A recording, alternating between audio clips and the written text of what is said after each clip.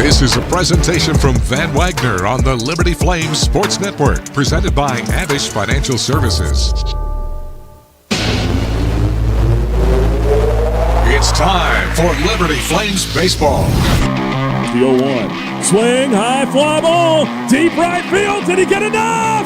He did! That's the ball game! Jackson Sorensen sends him home in Lynchburg! The pitch. Got him swinging. Strikeout ends the inning. 9 punch-outs on the day for Ben Blair. With a mix of returning stars and hungry newcomers, the Flames are ready to take aim at Conference USA and some of the best teams in the country. Slider swung on and missed for strike 3. That's the ball game. And the Flames stun the Wolfpack in Raleigh. Liberty comes to UVA and wins the ball game. 10-3, the final score. From third, he'll score, and the Flames walk it off. 3-season CUSA Pitcher of the Year, Ben Blair, All-Conference shortstop Tanner Marsh, and the rest of the Flames under head coach Bradley LaCroix are dialed in and looking to leave their mark. You know, I think LaCroix really built us a team this year that has, really good chemistry. You know, we all want to be here. We all want to win. We all have that faith. I want to win with these guys I've played with the last year, 2 years, guys I love. We're all hungry. We're all ready to get out there and prove ourselves. Follow Flames baseball all season long right here on the Liberty Flames mobile app, libertyflames.com, and Liberty Baseball on social media.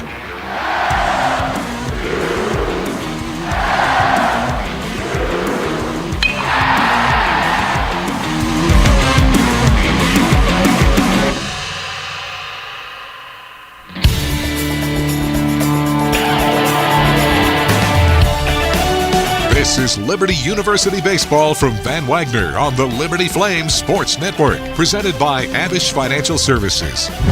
You're locked into the Flames on Deck Circle, presented by Bojangles. Stay tuned for an in-depth look at today's game, including our daily chat with Flames head coach Bradley LaCroix. Sound from the clubhouse, scores from around Conference USA, and more. Today's pregame coverage is presented by Bojangles' famous chicken and biscuits. It's Bo time.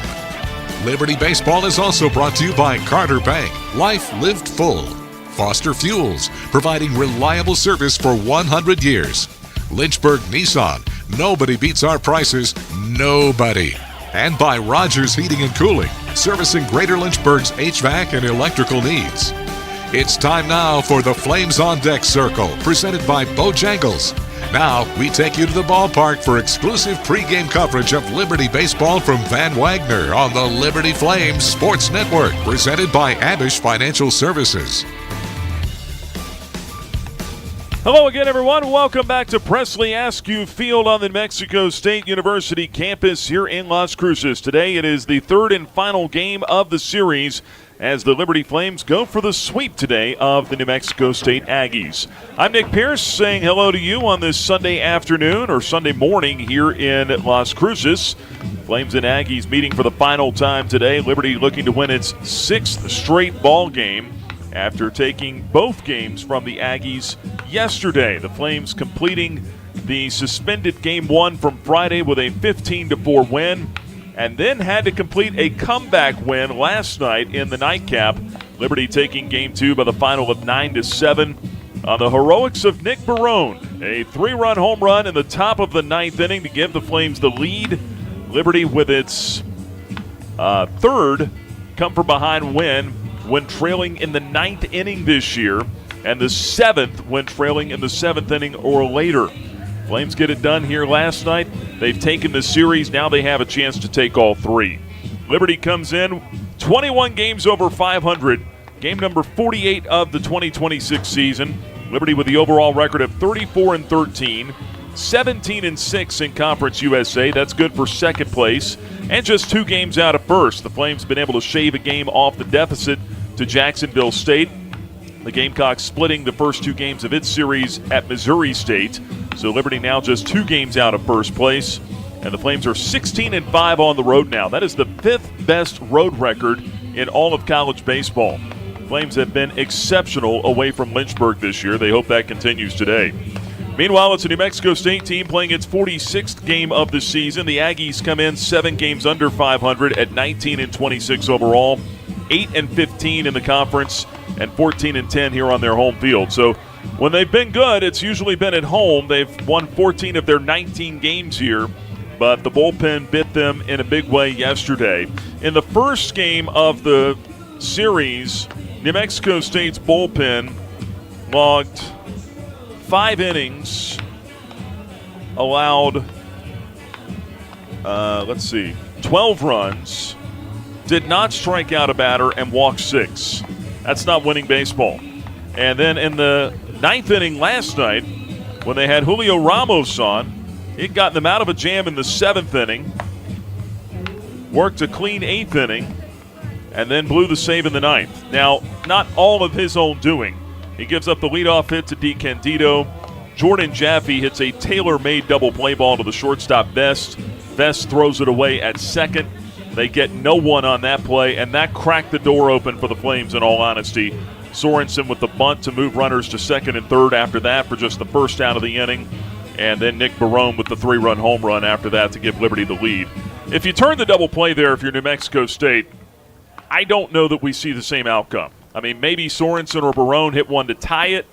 Maybe Sorensen reaches anyway.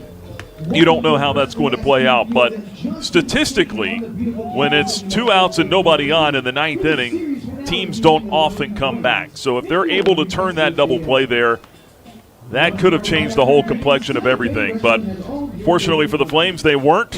And Liberty not only watched them crack the door open, the Flames kicked it down after that. So you look at today's matchup, the Flames go for the sweep. Starting pitchers for this one, it'll be right-hander Bradley Zayak going for Liberty. 6-0 record with a 3.09 ERA. He's pitched well for the Flames all year. Last couple of outings hasn't quite been himself, though, as we'll talk about with Coach LaCroix here in just a little bit. We'll get an idea of what he's been working on to try to get back to the best version of himself that we saw in the first 8 or 9 outings of the season. JT Price, a freshman right-hander, will go for New Mexico State. He is 3-3 on the year with an 8.90 ERA. This will be just his first start of his collegiate career. He's made 9 appearances this year, but again, all of them out of the bullpen. So likely a bullpen day for New Mexico State. The Flames hope to get a quality start out of Bradley Zayak here today, as Liberty's bullpen is a little bit thin after having to use some of their high-leverage guys in the game yesterday. But Cooper Harrington is available to come back if needed again here today. We'll talk all about it with Coach LaCroix coming up in just a little bit. Our pregame chat with the head coach is on the way here in about less than 10 minutes as we continue on with our Bojangles on Deck circle. We'll also have a look at the starting lineups a little bit later on, our play of the game from yesterday, and much, much more.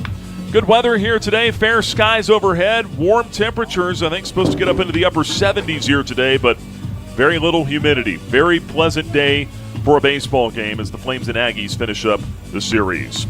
We'll take our first break. When we come back, we will swing you around the rest of Conference USA, let you know what else happened around the league yesterday, what's coming up today, and what we're watching on the out-of-town scoreboard. That's next from Van Wagner. This is the Liberty Flames Sports Network presented by Abish Financial Services. It's bow time. Carolina legends aren't born. They're handmade, only in Bo's Real Southern Kitchen. It all starts with fresh, never frozen chicken marinated for 24 hours in a flavor-packed blend of bold Southern seasonings. Then we hand bread and fry it to crispy, juicy, mouth-watering perfection. That's not just any chicken, that's the Carolina legend. Order some Bojangles and taste what everyone's been craving since 1977. It's bow time. At Carter Bank, we believe life is best lived full of opportunities and dreams, of goals achieved and promises kept. We've been creating opportunities for more people and businesses to prosper since 1974. That means great local lending, convenient access to your money, accounts and guidance that make it easier to get more done. We are Carter Bank, the preferred community bank of Liberty Flames Athletics. Visit carterbank.com to learn more. Member FDIC, Equal Opportunity Lender. Hey, Flames fans, Gentry Lock is fired up to join in the excitement this season. Gentry Lock Attorneys knows it's all about preparation, precise teamwork, and a competitive spirit for the hard-fought wins. We've got that down. With our fierce drive to succeed, uncommon thinking, and extensive resources, Gentry Lock helps businesses thrive. We are downtown at 801 Main Street, and we serve the Commonwealth and beyond with offices in Roanoke, Richmond, and Norfolk. support. All the ways Gentry Lock can help clients succeed is waiting for you at GentryLock.com. Thompson Brooks Insurance has been serving Virginia for over 35 years, helping individuals and businesses with their insurance and investment needs. The team at Thompson Brooks is experienced in understanding Medicare, retirement planning, life insurance, the healthcare marketplace, and group insurance benefits.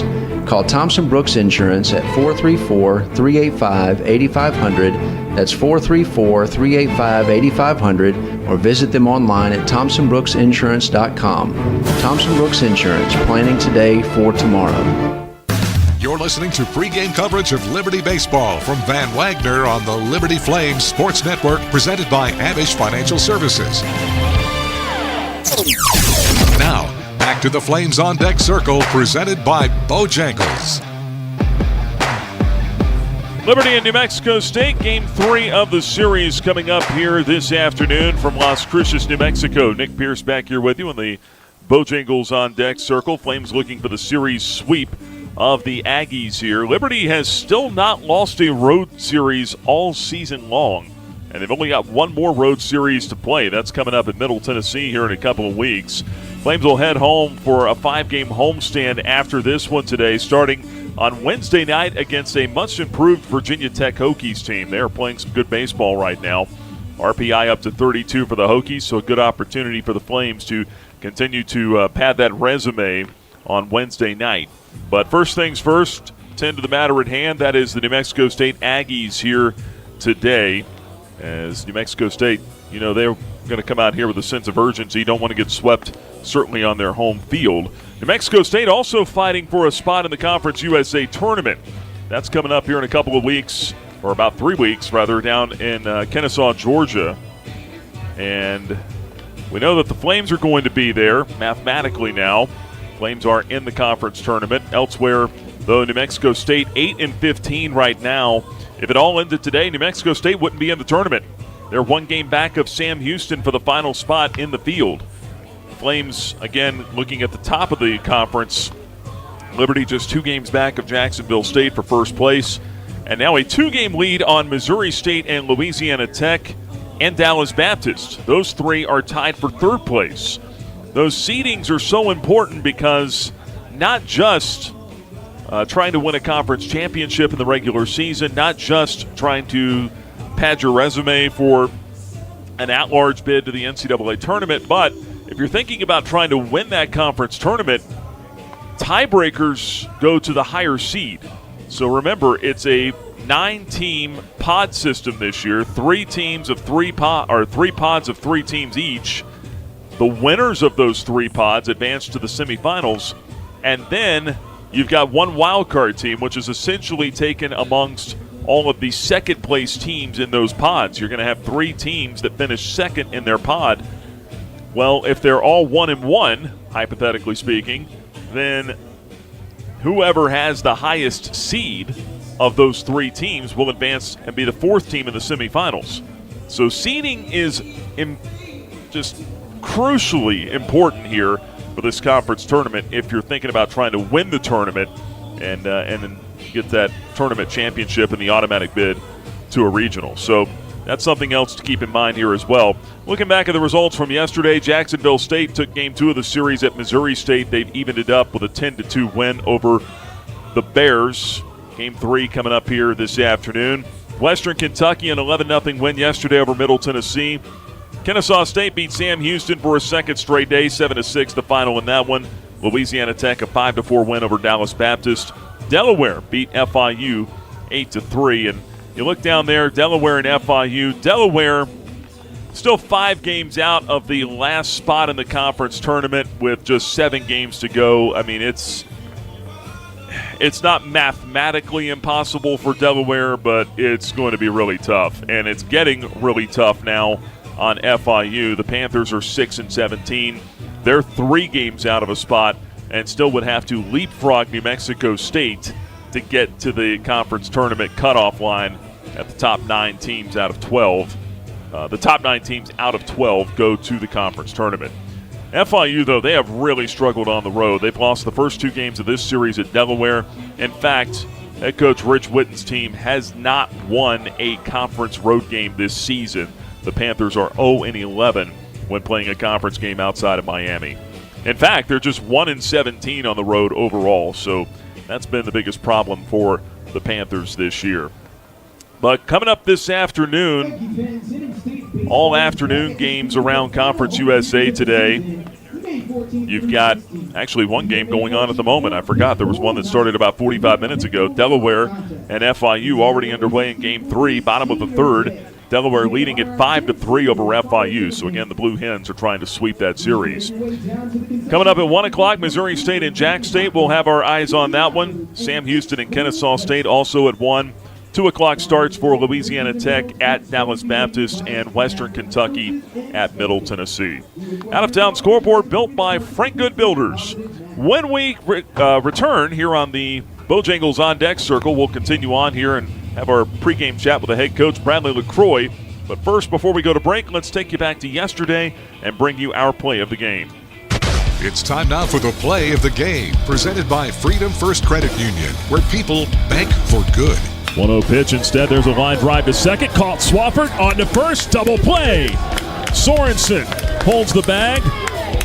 As Kaufman went sliding back in, it wasn't the conventional ground ball double play we were asking for, but it works.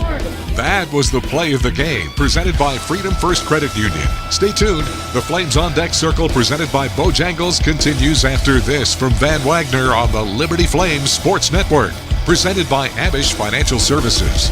Have you downloaded the Liberty Flames mobile app? If not, what are you waiting for? The Liberty Flames mobile app is your lifeline to Flames athletics. Get the latest news on your favorite teams. Find upcoming schedules. Buy and download tickets to the next game.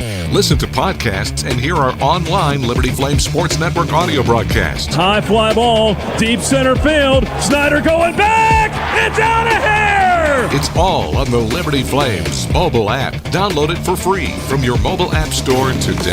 At Carilion Clinic, the success of their employees is based on a culture that welcomes them and nurtures their growth. As the largest nonprofit employer west of Richmond, Carillion's team members are always learning and forever curious. Carilion is more than a healthcare system. It's a team of unique individuals doing what matters most, caring for the community. Visit CarillionClinic.org/careers and search their opportunities. Come join 13,000 employees who are Carilion proud. Thousands of our teammates make and deliver 300 of the world's best brands and flavors, locally. From the heartland to the coast, in big cities and small towns. Our products are moving, and our trucks are rolling. We share a passion and a purpose, and we love to refresh and serve our communities. We are Coca-Cola Consolidated, your local bottler.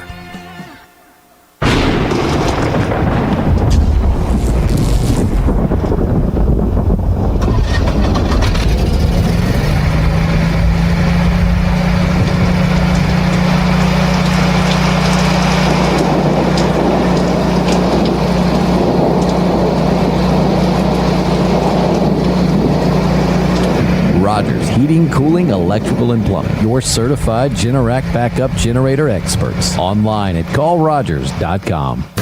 You're locked into pregame coverage of Liberty Baseball from Van Wagner on the Liberty Flames Sports Network, presented by Abish Financial Services. Now, the Flames on Deck Circle, presented by Bojangles, continues with the thoughts of Liberty Baseball head coach Bradley LaCroix. Our pregame chat with the coach is powered by Rogers Heating and Cooling. Series finale coming up. Flames with a chance to sweep the Aggies out here at New Mexico State. I'm Nick Pierce, visiting now with Coach LaCroix. And, with the dramatic win last night, that stands alone, right? I mean, you guys find a way to sweep essentially a doubleheader. But when you look big picture, you shave a game off in the standings as well. You're now 2 games back of first place with a 2-game lead in second place over everybody else. How much are you talking about that with your team, trying to walk somebody down here with about 7 conference games to go? Yeah, really, we're not talking about it at all. Do I think the guys probably look at the standings and they know? Absolutely. But we can't control what other teams do. All we can do is control the way we play and whether we win or lose. Very proud of the guys. Long day yesterday, especially how we won the second game. We got an opportunity to to get 3 games out here, which, normally doesn't happen.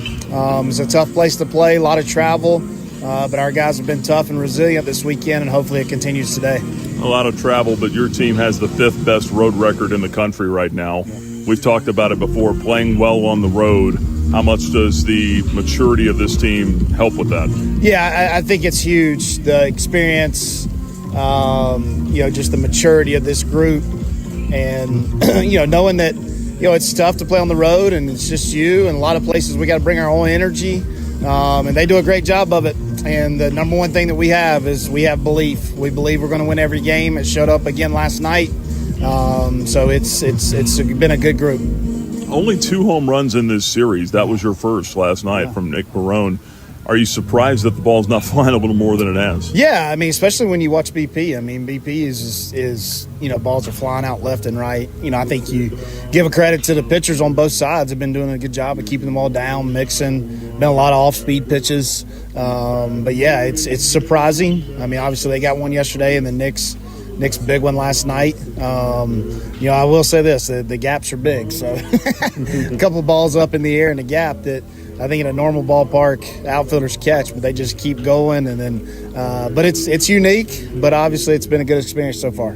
Yeah, well, the one that Tommy Molesky hit in the 9th inning last night. Glad that those are some big gaps. Yeah, absolutely, absolutely. I was, when we walked the guy with 2 outs, I was like, oh boy, here we go, we got a chance. But Coop had it all the way, and he hit the ball well, but it just didn't seem like the ball was carrying as much to right. And then, Riley camped under it, and obviously we got out of here with a W. Bradley Zayak on the mound for you today. What's he been working on here over the last couple starts? Yeah, the biggest thing is, he hasn't been as sharp the past 2. Now, we know that Bradley's going to go out and compete for us. He's a Bulldog. But the biggest thing we've been working on is the command of the slider. He's got to be able to throw it for strikes. He's got to be able to make adjustments in the game when he's missing. I think he had a really good bullpen session on Thursday with touch and feel for it. So he's going to have it today because it's a good fastball hitting team. Can't get in fastball counts and throw fastballs. They can hammer the ball if you do that. We talked about it a little bit last night. You need some length out of him today with having to use some guys out of the pen yesterday. But you've got some guys that it'd be good for them to step up in the spot. But then also you look at it on the other side, they're probably going with a bullpen game today too. Yeah, I think they're probably a little bit shorter than we are because of what Swink did yesterday. Finishing the game for us in game 1. Mm-hmm. And then obviously we had a chance to win, and we kind of rolled the dice putting Augustin down. But we really believed we were going to score some runs. So we thought Ty could keep it there. And then obviously it was Coop. Coop will be available today. Didn't throw a lot of pitches last night in the 9th. We need some length out of Bradley. But we got some other guys down there. And you're right. For us to do what we want to do in the postseason, they're going to have to pitch at some point. With Decker Petty and Evans and Smith and Porter and Seth Way, guys like that. So, we can't be afraid to use them. We got to get them out there and get their feet wet a little bit. Coach, appreciate the time. Good luck. Okay, thanks, Nick. Thanks, Coach. Our pregame chat with Flames head coach Bradley LaCroix is powered by Rogers Heating and Cooling, servicing Greater Lynchburg's HVAC and electrical needs. Schedule your service at callrogers.com. Move those coffee chains, Flames fans, and go local. Central Virginia's own Ironclad Coffee Roasters and Baking Company is the premier coffee partner of Liberty Athletics. Pay them a visit at one of their cafes in the Richmond area or at the Richmond International Airport. They'll also ship their specialty grade coffee straight to your door. Visit ironcladcoffee.com, that's www.ironcladcoffee.com, to check out the coffee Flames fans are talking about. Frank Good Builders is a proud supporter of the Liberty Flames. Frank Good Builders and its partners design and build beautiful custom homes in the Lynchburg and the surrounding areas. From designing a plan to picking out fixtures, Frank Good Builders works with you to design and build your truly custom dream home. Frank Good Builders can be reached at 434-238-3710 or frankgoodbuilders.com. The doctors at Crossroads Family Dentistry say go Flames and good luck this season. Stephen Hatch, James Peary III, Trey Woolwine, and Carol Roberts have over 50 years of experience serving Lynchburg and the surrounding area. Their dental office in Forest is open and ready to serve you. Crossroads Family Dentistry provides all family and cosmetic dental needs and accepts major dental insurances. They're located at 14761 Forest Road in front of Brauburgers. More information is available at crossroadsfamilydentistryva.com. Turn up the heat. Foster Fuels is a proud partner of Liberty Athletics. Fostering warm moments for 100 years, Foster has been providing exceptional propane and gas services throughout Central Virginia and surrounding areas. From propane to fireplaces and tank installs to tankless water heaters, Foster does it all. Visit fosterfuels.com or download the app to order fuel, pay your bill, and more. Get the customer service you deserve and turn up the heat with Foster Fuels and the Liberty Flames. We're walking you up to first pitch with the Flames on Deck Circle, presented by Bojangles. The excitement of Liberty baseball is just around the corner. From Van Wagner, this is the Liberty Flames Sports Network, presented by Abish Financial Services.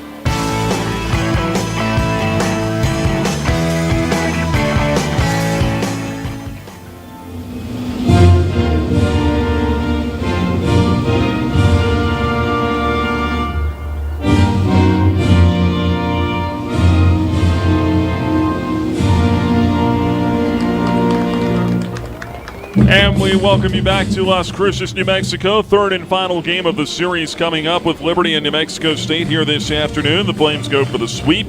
Let's bring you the starting lineups now, driven by Lynchburg Nissan. First for Liberty, not much has changed today.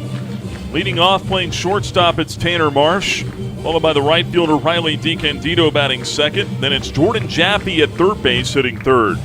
Jackson Sorensen's the cleanup man. He's at first base. Last night's hero, the left fielder Nick Barone, will bat fifth. Easton Swafford at second base, hitting sixth. A change at DH today. Ryan Drum will get the start. Drum DHing and batting seventh. Kyle Vidston will do the catching. He bats eighth. And batting ninth, it's the center fielder Josh Campos. Marsh, DiCandido, Jaffe, Sorensen, Barone, Swafford, Drum, Vidston, Campos for the Flames. For the New Mexico State Aggies, leading off playing center field, it's Jonathan Clove. Batting second at first base, Steve Solorzano. And Aiden Tackless is the left fielder batting third. Cleanup man is the designated hitter, Chris Daniels. Followed by the shortstop, Boston Vest, batting fifth. Bryce Campbell will play second base and hit sixth. Camden Kaufman's at third base, batting seventh.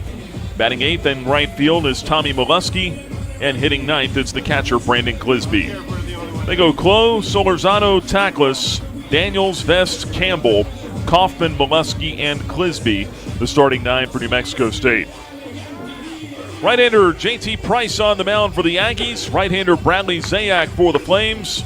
Game 3 of the series is coming up, and we've got it for you next from Van Wagner on the Liberty Flames Sports Network, presented by Abish Financial Services. What's important isn't that Freedom First has been in business since 1956. What's important is how we've been doing business since 1956. Since day one, we have been accountable to our members, not stockholders. We make loans that cost less, offer savings plans that pay more, and give back to our community, and that hasn't changed. What has changed is our ability to serve you with more locations and more technology to simplify your financial life. Freedom First. It's a place where anyone in our region can bank for good. Are your feet preventing you from living life? Hi, I'm Jonathan Cotton, and you may have heard my Good Feet story, how I love my arch supports so much that I bought the store. Since then, thousands of customers have found relief from foot, knee, and back pain. I love to hear their stories of walking, running, and just enjoying their new life pain-free. Don't let foot, knee, or back pain keep you from living the life you love. Come into the Good Feet store for your free fitting and test walk. Visit goodfeet.com for the location nearest you. We look forward to seeing you soon at the Good Feet store. 11 West is a proud sponsor of the Liberty Flames. 11 West specializes in apparel screen printing, embroidery, sew-on, and flat printing. From the design phase with their graphics arts team to the finished product, 11 West collaborates with each client to craft custom apparel and promotional products. For more information, visit 11west.com, call 540-639-9319, or stop by their location at 6598 New River Road in Radford. 11 West, out outfitting America and logo wear. Score big at Haley's Appliance and Haley's Outdoor in Lynchburg with major brands of appliances that will make your house feel like a home and outdoor equipment to have your yard looking its best. Haley's puts customer service first. They deliver and service all of the products they sell and will take care of the process from start to finish. Log on to Haleys.com today for product availability. Haley's Appliance and Haley's Outdoor in Lynchburg is a proud sponsor for Liberty Flames Athletics. This broadcast of Liberty University Athletics is authorized under rights granted by Liberty University to Van Wagner Sports and Entertainment and is intended solely for the entertainment of our listening audience. The accounts, descriptions, and broadcasts may not be transmitted in any form without the express written consent of Van Wagner Sports and Entertainment and Liberty University Athletics. The announcers are selected by the Liberty Flames Sports Network and approved by Van Wagner Sports and Entertainment.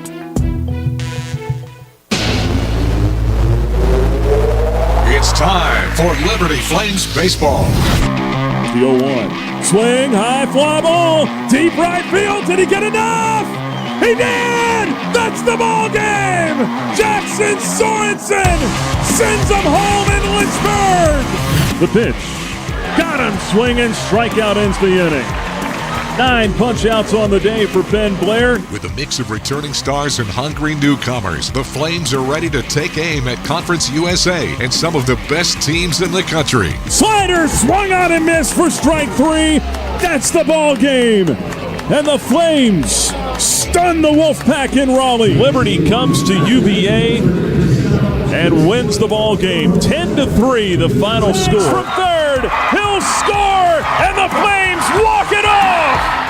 3-season CUSA Pitcher of the Year, Ben Blair. All-conference shortstop Tanner Marsh. And the rest of the Flames under head coach Bradley LaCroix are dialed in and looking to leave their mark. You know, I think LaCroix really built us a team this year that has like really good chemistry. You know, we all want to be here. We all want to win. We all have that faith. I want to win with these guys. Guys I've played with the last year, 2 years. Guys I love. We're all hungry. We're all ready to get out there and prove ourselves. Follow Flames Baseball all season long right here on the Liberty Flames mobile app, libertyflames.com, and Liberty Baseball on social media.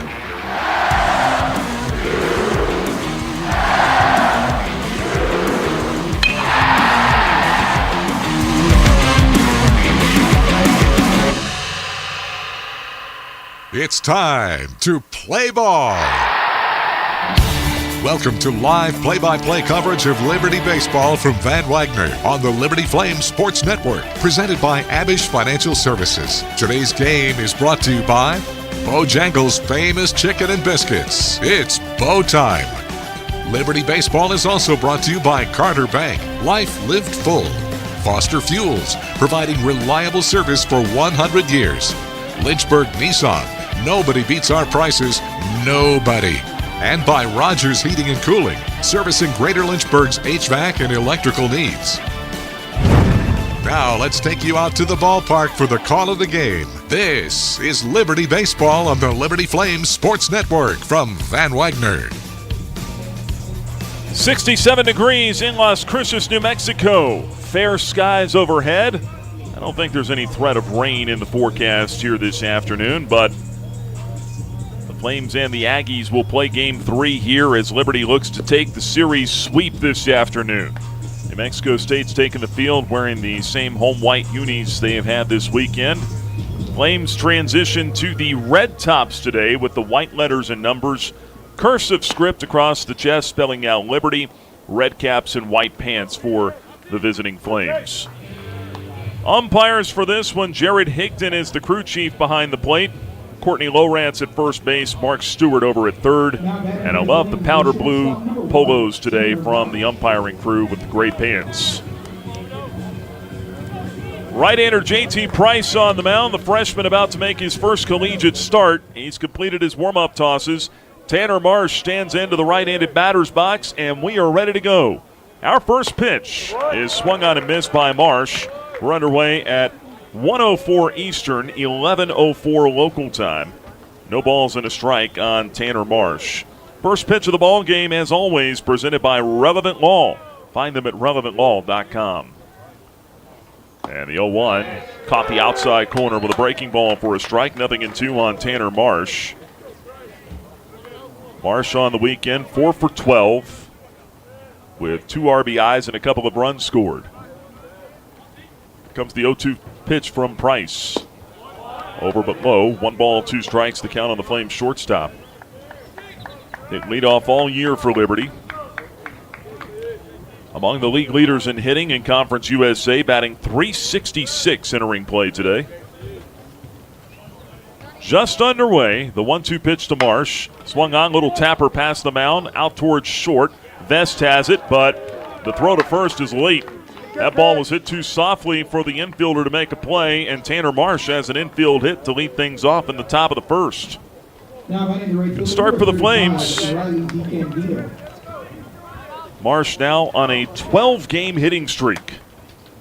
He has reached in 29 consecutive games with that base hit. Runner at first, nobody out in the first. Here is Riley DiCandido. Left-handed batter swings on the first one, send it foul.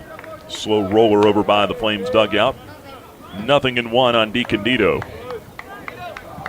Flames 21 games over 500 coming into today, 34-13. Second place in Conference USA, 2 games back of Jacksonville State for first. Throw to first, runner back. 17-6 conference record, 16-5 road record. That's the 5th best road record in the nation. Flames have been excellent away from Lynchburg. Marsh at first, edging away. Here's the 0-1. DiCandido sends it in the air foul off to the left, out of play. Over by the covered hitting cages for New Mexico State. 0-2 the count on DiCandido. Riley's had a good weekend. He's 4 for 7 at the plate for the Flames. 4 singles, 2 RBIs, 3 runs scored. Runner goes, pitch fastball high and outside, throw to second base, way off target. And that's an easy stolen base for Tanner Marsh as he gets himself into scoring position after the infield single. For Marsh, that's his 2nd stolen base of the series. Actually, should be his 3rd. And for the season, stolen base number 22. 1 ball and 2 strikes on DiCandido. The pitch is taken for strike 3. Over the outside corner. Dito down looking. And there's 1 away for the Flames here in the first. Now batting the third baseman, number 18, Jordan Jaffe. 1 down for Jordan Jaffe.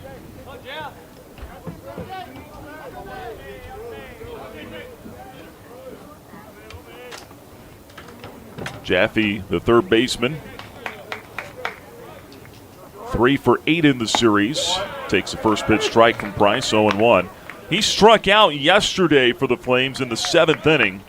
That snapped a string of 40 consecutive plate appearances without a strikeout. Actually, 43.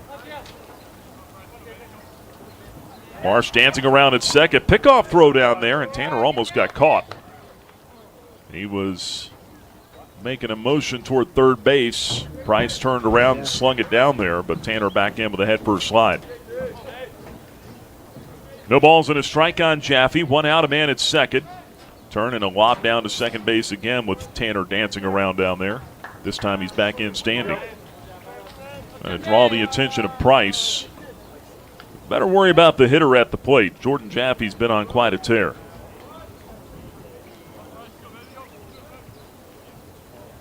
Marsh getting a lead at second. Here's the 0-1. Runner not going. It's lifted foul along the right field line, twisting down toward the Flames bullpen.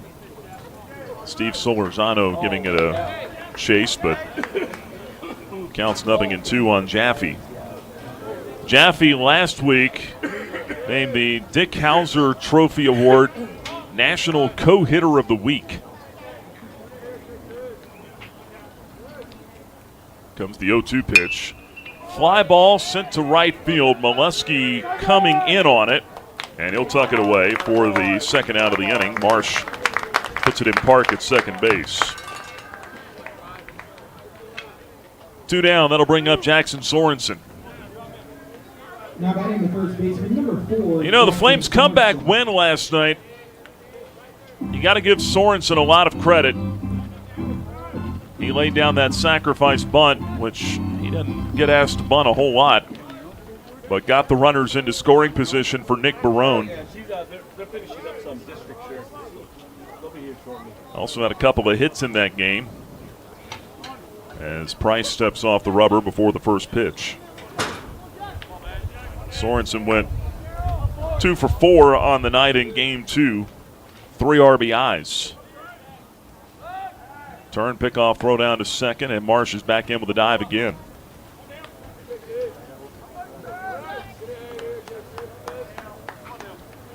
Sorensen, 6'3", 225-pounder at the plate for the Flames. Stands up tall in the left-handed batter's box, slightly open stance. Pitch from Price. Sails high and away, 1 ball and no strikes. Now, Price has not really thrown it that well of late. Told you he's got an 8.90 ERA, but his last outing at New Mexico this week, he gave up 4 earned runs on 5 hits in 2 innings. Deals a strike there on the outside corner to Sorensen. It's 1-1.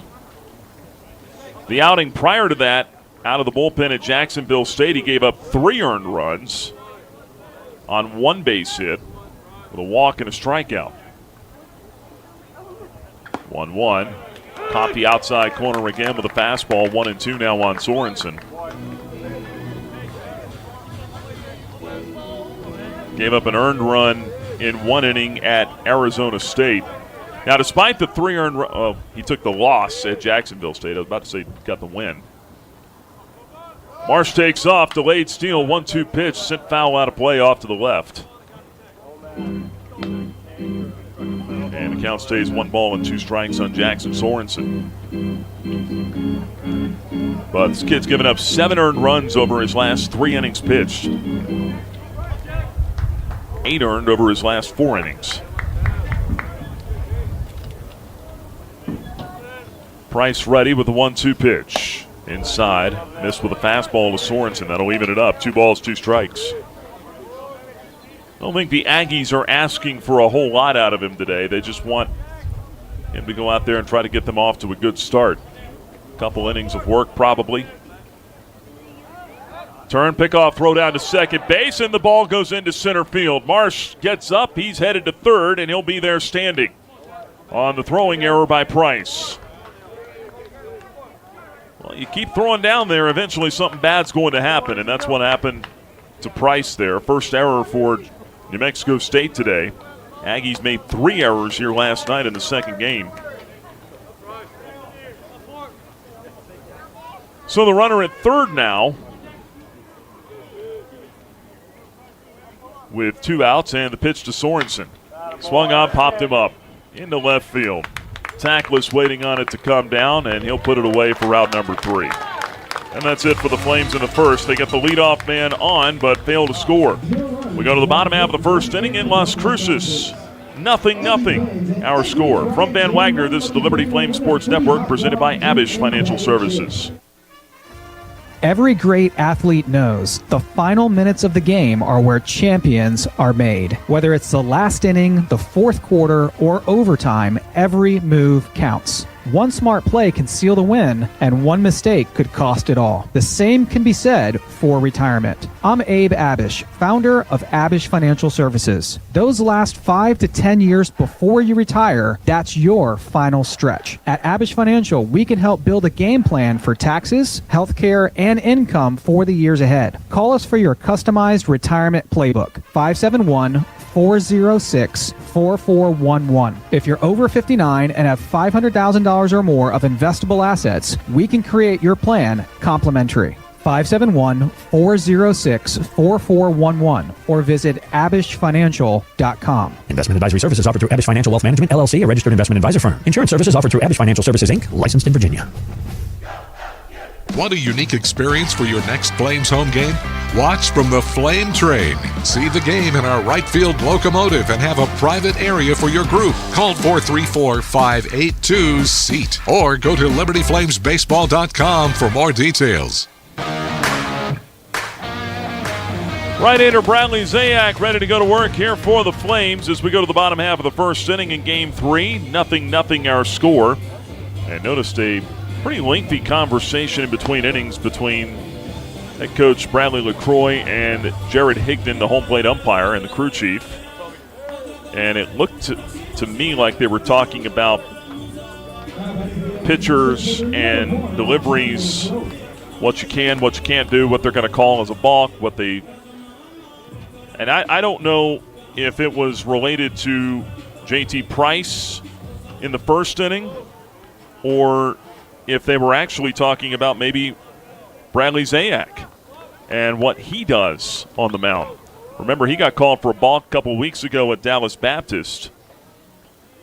He goes to work here against Jonathan Clough to lead it off for New Mexico State. Right-handed hitter takes a called strike on the first one, 0-1. And it was because of that little toe tap that Zayak has done pretty much all year. No one's called it except the umpire at Dallas Baptist. Here's the 0-1. Swung on, looping liner out to left center field. That's going to get into the gap for a base hit. Clough will turn the bag at first. He's headed for second, and he'll be there standing with a leadoff double. Inauspicious start for Zayak and the Flames here in the first inning. Leadoff man in scoring position for New Mexico State. The Aggies last night in the second game of the series had 16 base hits. They've got 29 hits in this series now, but still have not won a game to this point. Here's Steve Solorzano batting for the right side for the Aggies. Runner at second, nobody out. First pitch, down and in, 1 ball, no strikes. Brings us to our keys to the game delivered by the Retirement Key podcast from Abish Financial Services. And we talked about it with Coach LaCroix pregame for Zayak. You've got to be able to land that slider for strikes. 1-0 pitch, sent in the air down the right field line, slicing and just foul off the wall to the right of the pole. That thing stayed parallel to the foul line for a long time. 1 ball and 1 strike on Solorzano. That's where Zayak's gotten in trouble really over his last couple of starts, as he's not been able to land the breaking ball or have good command of it. 1-1 downstairs, 2-1. And you don't want to get in bad counts either. It's a really good fastball hitting team. And they'll make you pay for mistakes. 2 balls and a strike on Solorzano. He's been a tough out all weekend. The pitch up and in, buzzed his tower as he backpedals off the plate. 3-1 the count. Solorzano for the weekend, 6 for 10 with a home run and a double. Granted, he's not had a lot of traffic on in front of him. Just 2 RBIs and 3 runs scored. Runner at second here, nobody out in a scoreless game. The 3-1. Taken just off the outside corner for ball 4. And Solorzano will go down to first base. So the first 2 are on for the Aggies in the bottom half of the first. No score for the moment. And that'll bring up Aiden Tackless. So those are some keys for Zayak today. Where the Flames continue to play good defense like they have all weekend long. That's also a key today. As Tackless stands in for the left-handed side, takes a strike, 0-1. Liberty has not committed an error in this series, and even beyond that, the outfield defense has been pretty good. They've taken good routes to balls. They've not gotten beat on some of those balls in the gap. They've allowed 1 triple this weekend, but not much they could have done about it. Zayak with a step off here. And offensively, I think it's the same. You just got to wait these guys out. Get into that bullpen. The more times they swing the gate open, I think it goes in your favor. Here's a swing and a high fly ball down the right field line. Angling foul. Giving it a look over there, DeCandido. It's down into the Flames bullpen. A lot of foul territory here. A lot of ground to cover. No balls and 2 strikes on Tackless. Keys to the game delivered by the Retirement Key podcast from Abish Financial Services.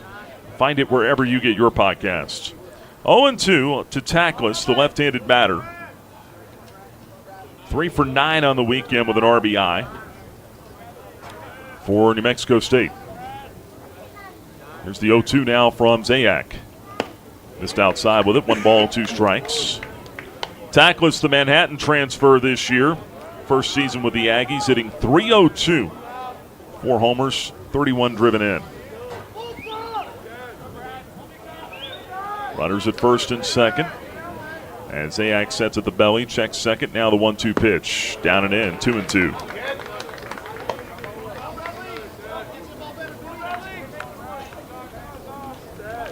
Bradley Zayak, 6'3", 215 pounds, sophomore right-hander. Unbeaten for the Flames this year, despite some of the recent struggles. 6-0 record, the 2-2. Swung on, foul tipped, and that took a big bite out of Kyle Vidston. He slams his hand against the turf, gets up and walking very gingerly, favoring the right leg. Bradley LaCroix and Dan Pruser take a few steps out of the dugout. Vidston says he's okay, but that one hurt wherever it got him. Could have been the inner thigh.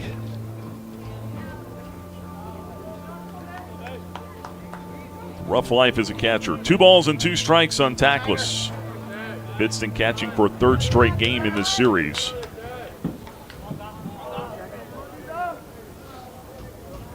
Zayak sets at the belly, looks at second. Here's his 2-2. On the ground, out to second. Swafford goes to Marsh, out there. Marsh to first, out there. That's a 4-6-3 double play. And that'll squash some of the momentum for New Mexico State. Clough goes to third, but 2 out in the inning now. Excellent execution there.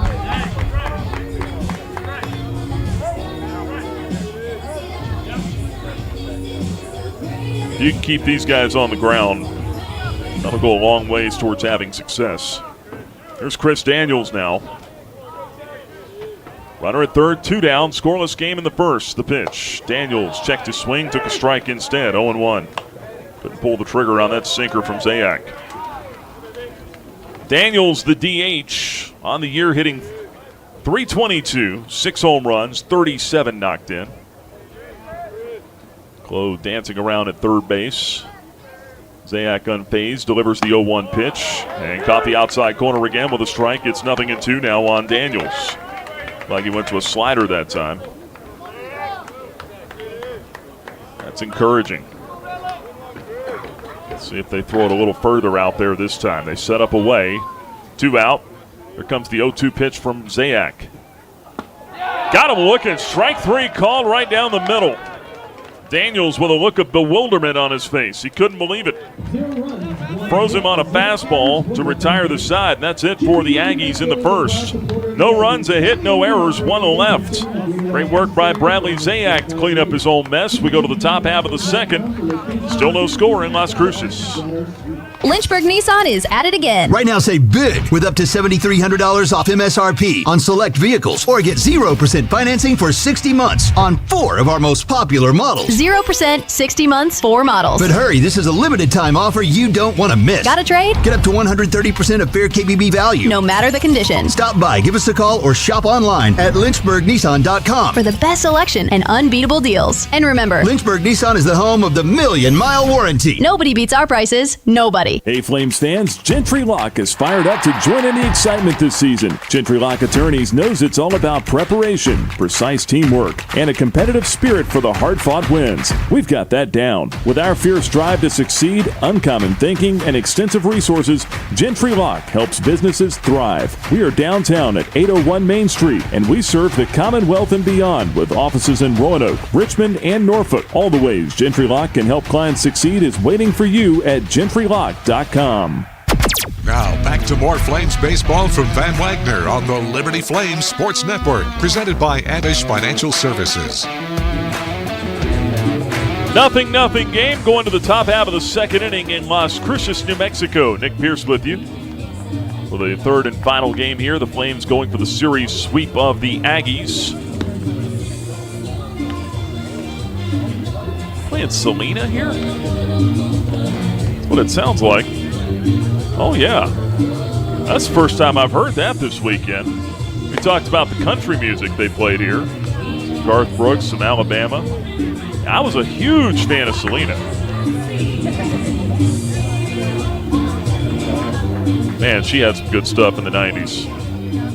Obviously, tragically, her life cut short, but big impacts on not just Latin Americans in music, crossing over into the pop scene. If you're not familiar with Selena, you need to go look up some of her stuff. Here's Nick Barone leading things off for the Flames as we go to the top of the second. And he smashes the first pitch through the left side, a base hit. He picks up right where he left off. Put a good swing on that one. Nick Barone with a leadoff single in the second inning. Talking about a guy playing with some confidence right now. Sent one into the trees out past the left field wall last night in the ninth inning for that go-ahead 3-run homer. Base hit here to lead off the second. That'll bring up Easton Swafford. Left-handed batter, swings on the first one, sends it foul straight back, 0-1 the count. Flames in this series have scored, or outscored, I should say, New Mexico State, 24-11. Here is the 0-1 pitch now to Swafford. Instead of pickoff throw over to first, Barone back in with a slide. Flames with 9 runs yesterday. That broke the string of 4 consecutive games in double figures. They've now scored 61 runs in their last 5 games. Barone, throw to first. He got too far off the bag there, and now they throw down to second and pick him off. And Barone, a little too happy feet down there. That's been his one issue, is he's run himself into some outs being a little too aggressive on the base paths. 1-3-6 on the pickoff. That erases the leadoff single.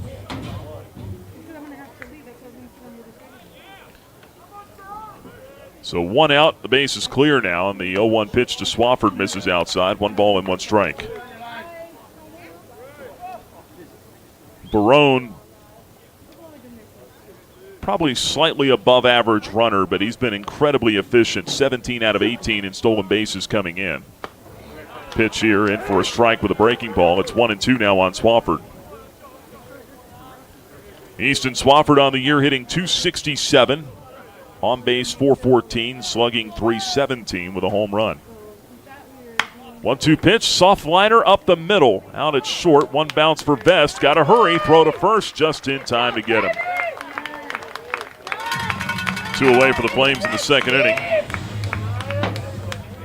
No score as Ryan Drum comes to the plate. Flames going with Drum at the DH spot today. Just try to get him a start. Landon Seeley yesterday as the DH. 3 hits in game 1. Ouch. Well, it hit the elbow guard anyway. Drum hit by the pitch on the first offering from Price. He'll go down to first base. Another HBP for the Flames. 2-out base runner now for Kyle Vidston. But I was going to say in the nightcap, Seeley 0 for 5 with 4 strikeouts. So they get Drum in there today, give him some swings, but instead of getting a hit, he gets hit. Here's Vidston now. First one up and in to him. 1 ball, no strikes. Flames coming into the series were second in Conference USA and 37th in the country in terms of most hit by pitches for batters. Pickoff throw over to first. Runner gets back. Drum is playing in his 34th game. He's now been hit by a pitch 13 times. Here's the 1-0. Vidston with a swing and a fly ball. Belted deep left field and out of here for Vidston. Adios, pelota. Kyle Vidston gives the Flames a 2-0 lead in the second.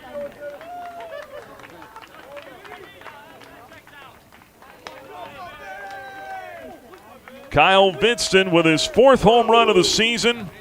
RBIs number 14 and 15. And a little 2-out lightning for the Flames offense.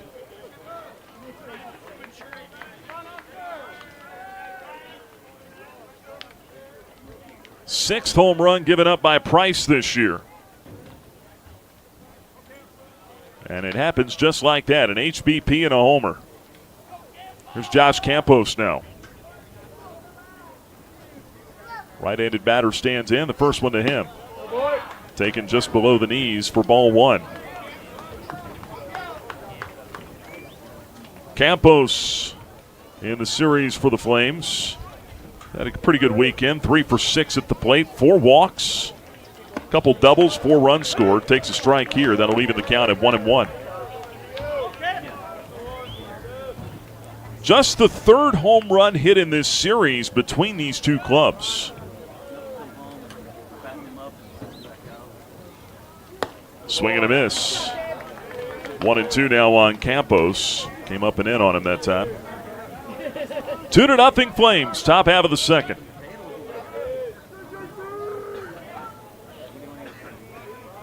Here comes the 1-2 pitch from Price.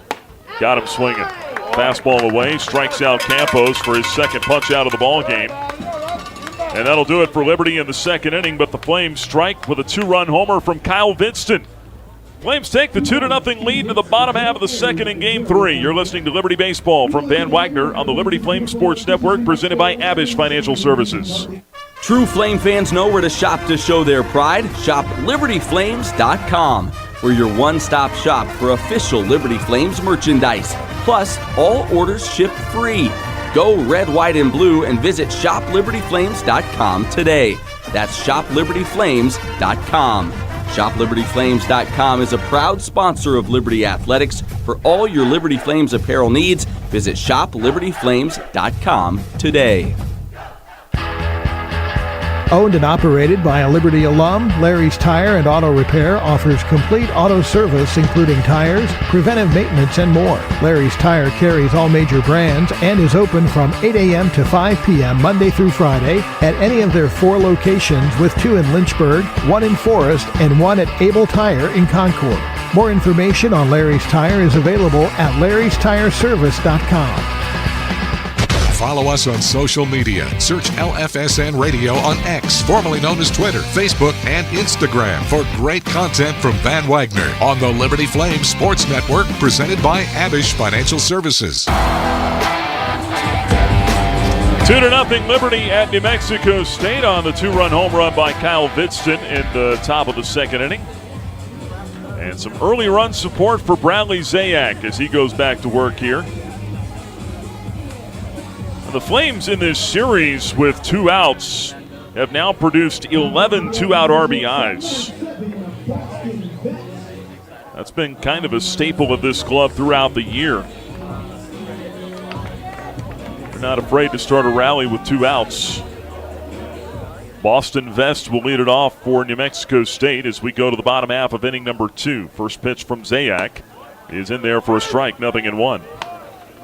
Vest, Campbell, and Kaufman, 5, 6, and 7 in the order for the Aggies.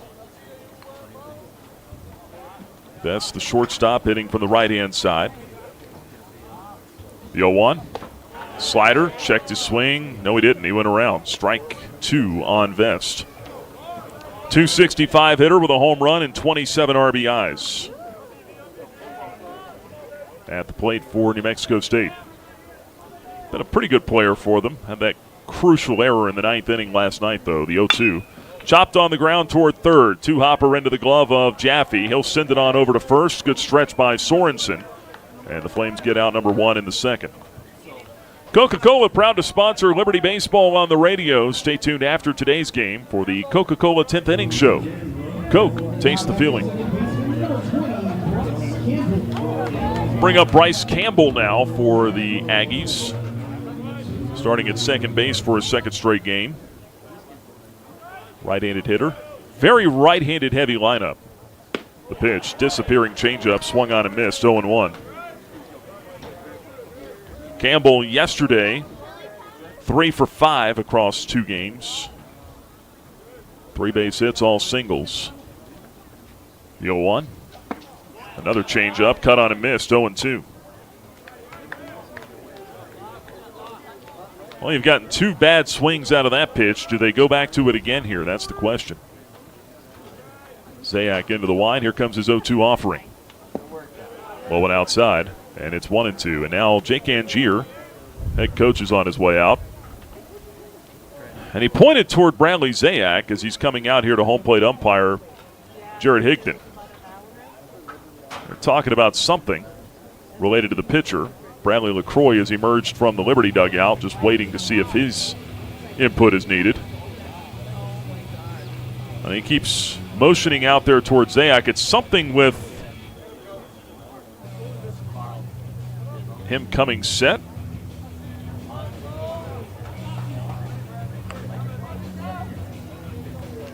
To the set position. He's just rolling through his delivery here. But pitch downstairs. 1 ball and 2 strikes on Campbell. I know that's a big thing with runners on base. To be honest, I haven't seen it brought up too much with the bases clear. You have to come to a complete stop as a pitcher when you come set. 2-2 pitch. Tapper past the mound out towards short. Marsh coming in on it. Sidearm slinged it over to first. 2 away now in the second inning.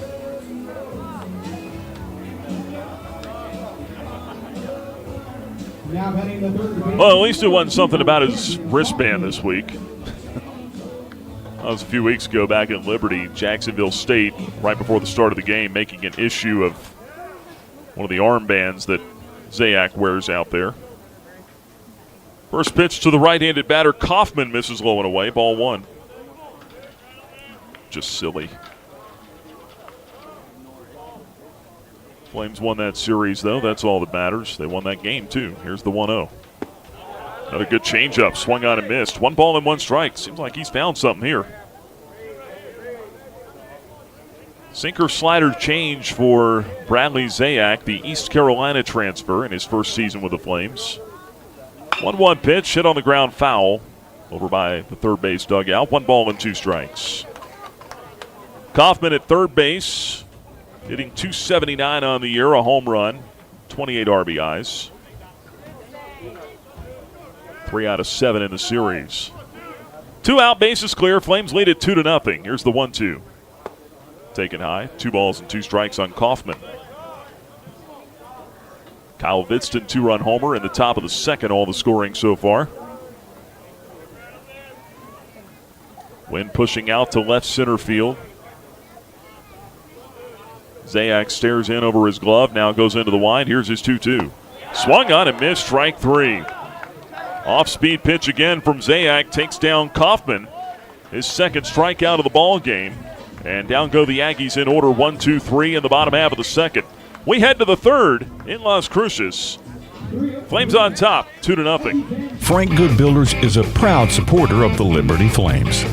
Frank Good Builders and its partners design and build beautiful custom homes in the Lynchburg and the surrounding areas. From designing a plan to picking out fixtures, Frank Good Builders works with you to design and build your truly custom dream home. Frank Good Builders can be reached at 434-238-3710 or frankgoodbuilders.com. You're listening to Flames Baseball from Van Wagner on the Liberty Flames Sports Network, presented by Abish Financial Services. Time now to check the out-of-town scoreboard, built by Frank Good Builders. 2-0 Liberty leading here in Las Cruces as we go to the top half of the third inning. Nick Pierce back here with you from Presley Askew Field. Flames go for the series sweep here today. 2-0 lead on the Kyle Vidston home run in the top half of the second. Elsewhere around Conference USA today, keeping an eye on that Jacksonville State-Missouri State game. Flames would love some more help from the Bears, but they're not getting it currently. Top half of the second inning, Jack State with a 4-0 lead in Springfield. That's the rubber game of that 3-game set. If the Bears were to win today, they'll have to come back and do it. Couple that with a Flames win here, Liberty would whittle the deficit down to 1 game back of Jacksonville State for first place in the standings. Flames right now 2 games back of first and second place behind Jacksonville State. 4-0 Gamecocks lead it over the Bears in the top of the second. Elsewhere, Delaware leading 5-3 over FIU. That game's in the last of the 6th inning. The Blue Hens trying to sweep away the Panthers this weekend. Kennesaw State also trying to sweep its series with Sam Houston. The Owls lead the Bearcats there 2-0 in the bottom half of the 2nd. And a couple games coming up here at the top of the hour. Louisiana Tech at Dallas Baptist, Western Kentucky at Middle Tennessee. Tanner Marsh leads off for the Flames, and he swings on the first pitch, sends it high in the air, deep left center field. Glow retreating back toward that wall, has just enough room to haul it in. Marsh hit the daylights out of that ball, but unfortunately to the deepest part of the ballpark. 1 pitch, 1 out in the top half of the 3rd. He was flirting with his 5th home run of the year. See if the ball travels a little bit more here today. It hasn't really the first couple of games. Daytime air, though, sometimes that can make a little bit of difference. Here's Riley DiCandido as he takes a fastball for a strike from Price. 0-1 to count. 1 down, nobody aboard, top of the 3rd inning. DiCandido at the plate, 0 for 1 with a strikeout. Went down looking in the first. 0-1 pitch, sent foul straight back. 0-2 on the Flames right fielder.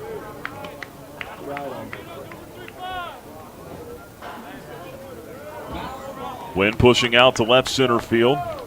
Looks like it just picked up a little bit more after Marsh hit that ball out there, unfortunately. There's the 0-2 pitch. Swung on. There's a high fly ball to left center, but no carry to this one. And it is the left fielder, Tackless, who'll put it away. There's out number 2. 2 up, 2 down for the Flames in the 3rd. That'll bring up Jordan Jaffe. Flames football 2026 season tickets are on sale now. Get yours. 6 home games coming in Lynchburg this fall. Home opener set for September 12th. Get your Flames football season tickets at lufootball.com. Here's Jordan Jaffe. 2 out, nobody aboard. First pitch downstairs from Price. 1 ball and no strikes. Jaffe 0 for 1. A fly out to right field his first time up.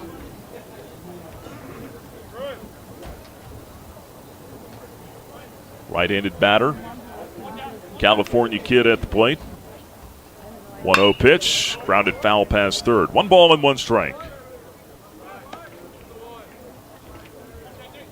Richmond transfer. So far in the series for Jaffe. Well, 0 for 1 today. He is 3 for 9 on the weekend. Chopper over the pitcher, out towards second base. Backhanded by Campbell. Off-balance throw, not in time at first. Ball was hit too softly for Campbell to get there in time. And Jaffe's got himself a 2-out infield hit. So base hit extends the inning here in the 3rd with the Flames on top 2-0. And that'll get Jackson Sorensen to the plate. Jaffe now on a 12-game hitting streak with that single. He's reached in 36 straight games. Pitch to Sorensen. That one's clubbed out towards center field. Pretty well hit, but playable. Clough is there. He'll put it away, and that's out number 3. 3 fly ball outs for the Flames in the 3rd. They strand a man at first. And we'll take it now to the bottom half of inning number 3 in Game 3. Liberty with the lead, 2-0. From Van Wagner, this is the Liberty Flame Sports Network, presented by Abish Financial Services. Peary and Woolwine Family Dentistry say go Flames and good luck this season. Peary and Woolwine Family Dentistry provides dental health services including dental implants, cosmetic dentistry, extractions, and more.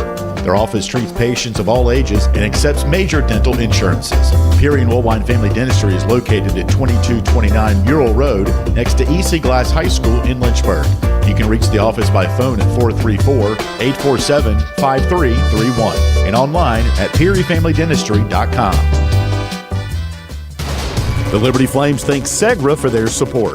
Segra collaborates with companies to offer business-only, carrier-grade connectivity, cybersecurity, voice and cloud solutions tailored to meet their diverse needs. Segra offers these solutions across a fiber network that spans 28 states in the U.S. and is headquartered in Charlotte, North Carolina. They can be reached at Segra.com or 833-GO-SEGRA. Segra, a proud partner of the Liberty Flames Sports Network from Van Wagner.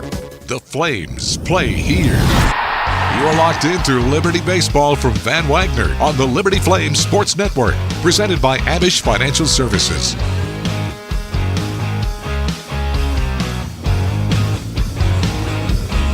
Flames lead at 2-0 over New Mexico State as we go to the bottom half of inning number 3 here in Las Cruces.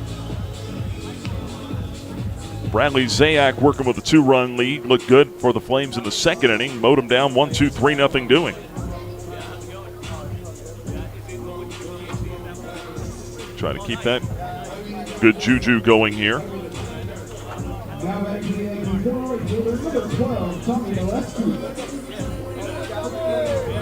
Facing the 8-9-1 hitter, starting with Tommy Molesky. He was swinging a hot bat coming into this series. Slowed down this weekend, though, just 2 for 8. Left-handed hitter up, switch hitter batting left, rather. Takes a first pitch strike from Zayak, and it's 0-1. Molesky put a scare into the Flames last night in the 9th inning. In a 9-7 game, 2 out. He hit one out to the warning track in right center field. 0-1 pitch, change up, swung on and missed, 0-2. That would have tied the game had he hit it out of here, and I think that would have probably been a home run in a lot of parks in Conference USA. Here's the 0-2 pitch from Zayak. Off speed outside, 1-2. They don't have the nifty tracker like they do in the big leagues, though, that tells you how many ballparks it would have been a home run in. It'd be cool if we had that, but it'd be so hard to develop some software like that. 1-2 changeup, swung on and missed, strike 3. Zayak with his 3rd strikeout of the ball game, out number 1 in the 3rd. That'll bring up Brandon Clisby, the catcher. Now batting the catcher, number 10, Brandon Clisby. I mean, it would be difficult to come up with something like that, but then again, you think about all the analytics and the different tools that they have now.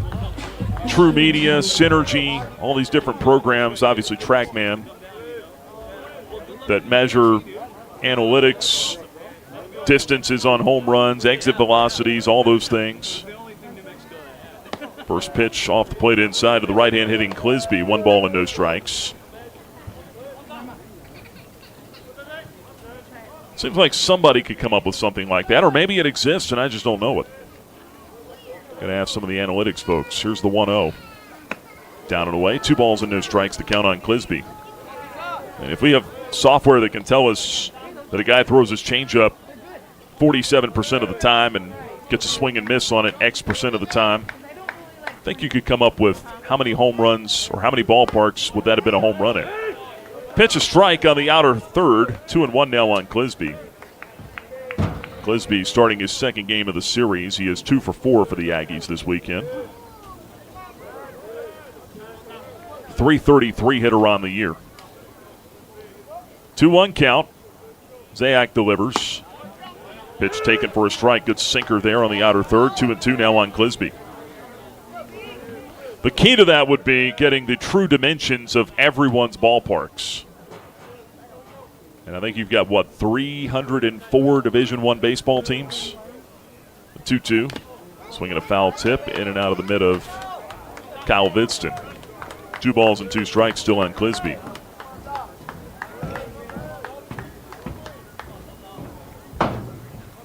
Clisby takes a long walk out of the right-handed batter's box after that. Now climbs back in.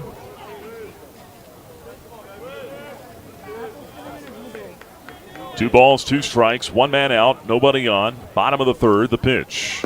Swung on and missed, strike 3. Got him on another off-speed pitch. And New Mexico State's just swinging through that thing today. 2 away in the 3rd. 4th strikeout for Zayak. Back to the top of the order now with Jonathan Clough. Flames on top 2-0. Zayak may have found something here with that changeup.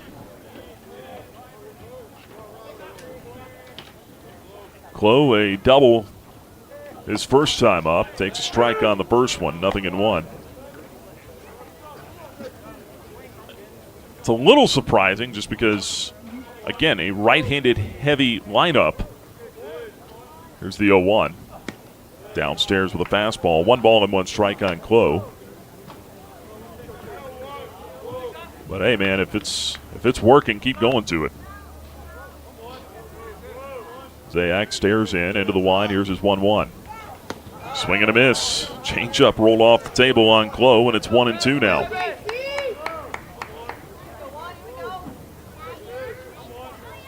I will say these look like changeups to me. Here's the 1-2. Off speed downstairs, 2 balls and 2 strikes to count. We do not have a visible radar gun here or any of the TrackMan numbers, metrics to verify that's what he's throwing.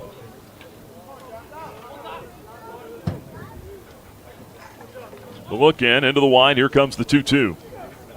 Swung on, clubbed to deep left field. Barone going back. He'll look up and watch it sail on out of here. That's a solo home run for Jonathan Clough. Puts New Mexico State on the board. It's now 2-1 in the 3rd inning. And I think one of those balls hung up there that time.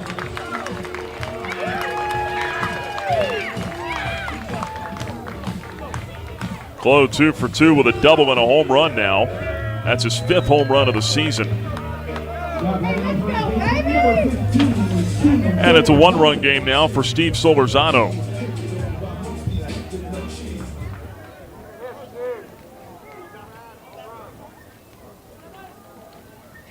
The pitch, and he swings and unloads. That's out to left center field, but the park will swallow that one up.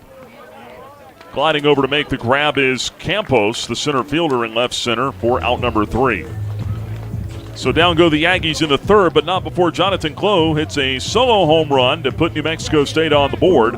Liberty now leads it 2-1 as we go to the top of the 4th inning in Las Cruces.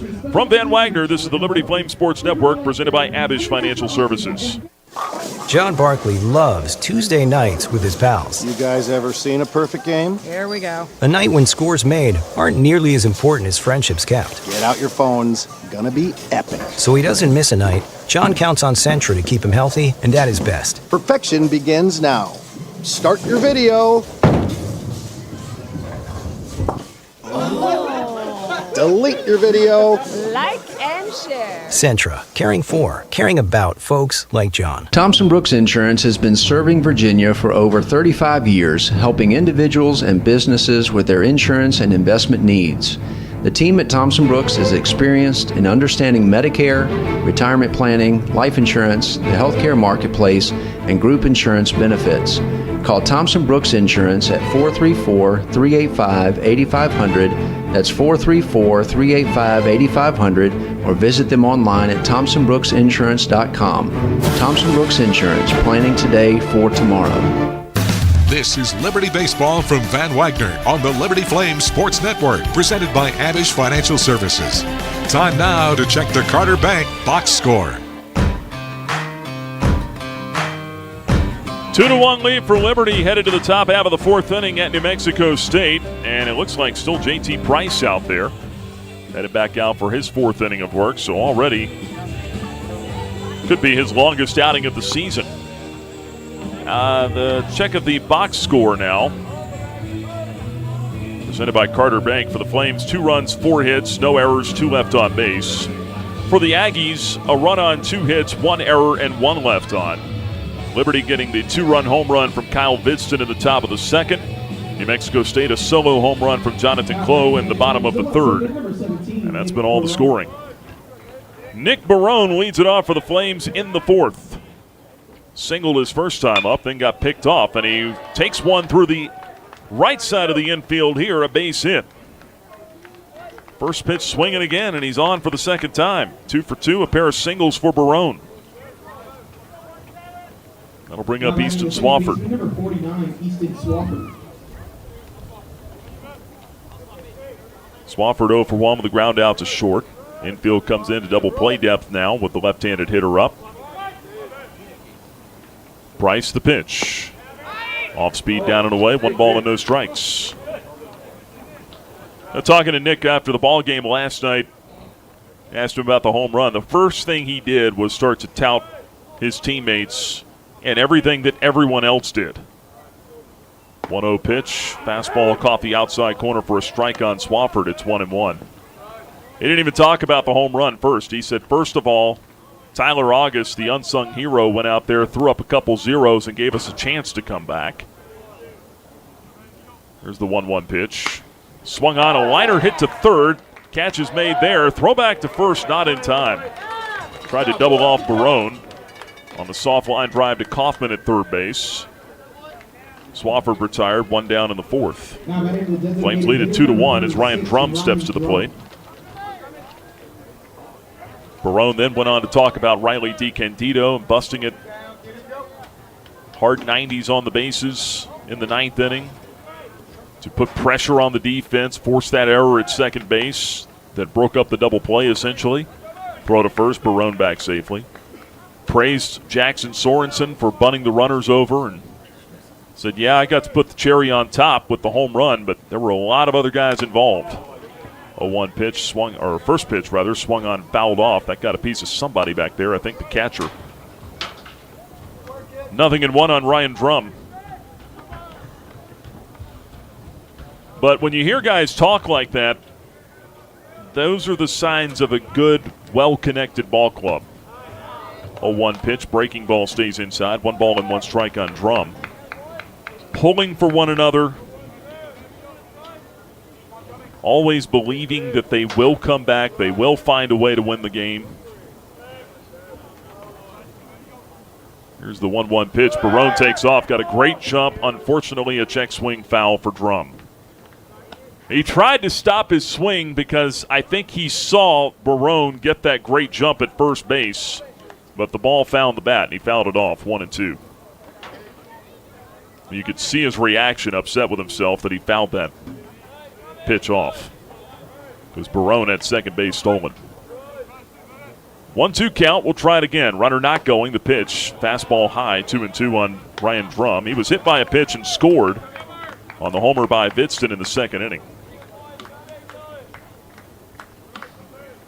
See if Barone is running again here. He's got a good lead at first. Now they throw over. And Barone back in with a dive head first. Nick Barone has been picked off once today. Don't want to get too good of a lead down there. 17 out of 18 in stolen bases on the year, though. A little shorter lead this time. They throw over again, and Barone's back in standing. 2-1. Flames on top in the top of the fourth inning. Price the right-hander sets, delivers. Runner not going. The pitch swung on and missed. And Drum's out of there on strikes for out number 2. Third strikeout for Price today. That'll bring up Vidston. Jumped him in a 1-0 count for a 2-run home run back in the second inning. Vidston's 4th of the year. It's the difference in the ball game right now. Right on right matchup here is Price turns and sends it over to first base. Chase Barone back to the bag. Wind blowing out to left center field. Looks like the ball's traveling a little better today. The pitch. Breaking ball, rolled over up the third baseline, foul. Vidston busting it down to first base just in case. Strike one on the Flames catcher.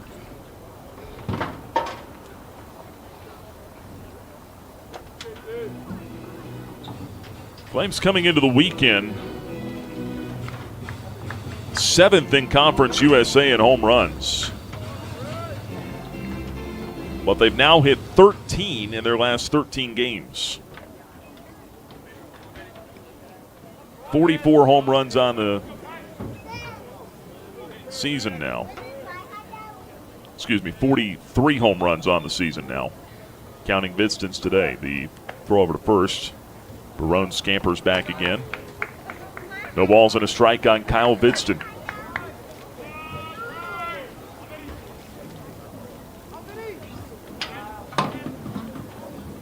Right-handed batter stands in. The pitch from Price is on the way. There goes Barone. It's a ball outside. Throw down to second base. Off target. Goes into center field. Nick pops up. He's on his way to third. He'll be there standing with a stolen base and a throwing error.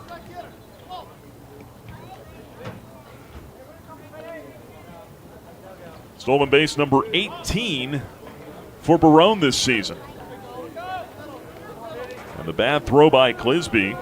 Second error on New Mexico State.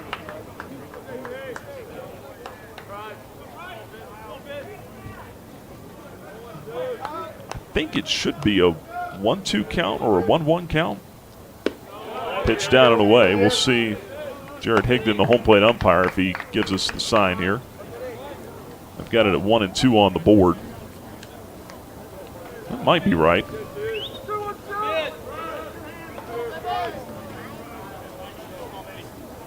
The pitch on the way. Taken off the plate outside. Come on, Jared. Okay, it's right. 2 balls, 2 strikes. Runner at third, 2 out. And the 2-2 pitch. Swing and a miss, strike 3. Vincent out of there on strikes. That'll retire the side. Flames get the leadoff man on. They leave a man at third base. As we go to the bottom half of the fourth, in Las Cruces, Liberty leads it 2-1.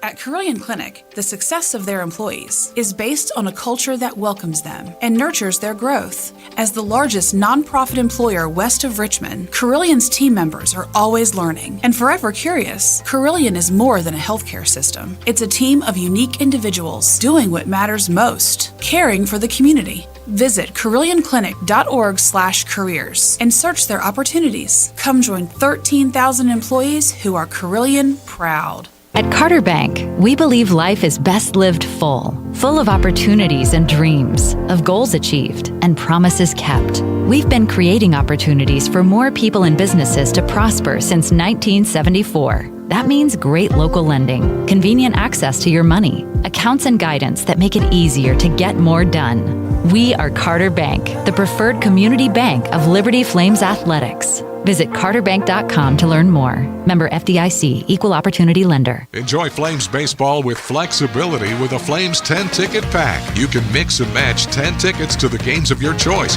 for just $50. Get yours at libertyflamesbaseball.com.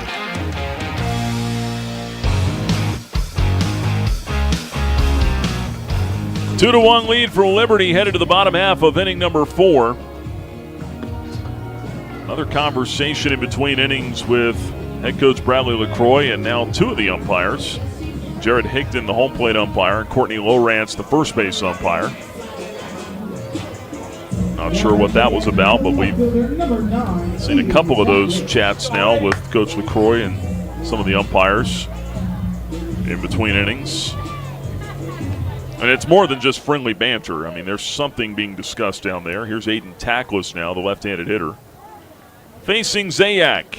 And his first pitch is in for a strike, 0-1. Talk about Zayak's scuffles over the last couple of outings.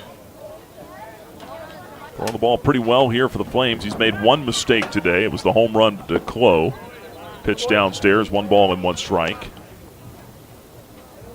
The last 2 outings, though, he's given up 11 earned runs over 8 innings of work. 15 base hits, and 1 of them a home run. 1-1 pitch, change up, swung on and missed, 1-2. Hadn't walked anyone in either of those outings. I guess that's the good part. 4 strikeouts, no walks.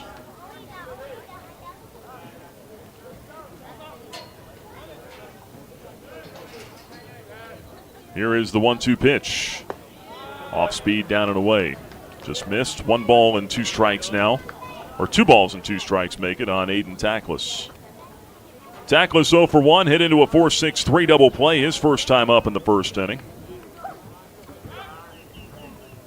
Zayak into the line, the 2-2. Down and in, full count, 3-2. He's walked 1 and struck out 4 today.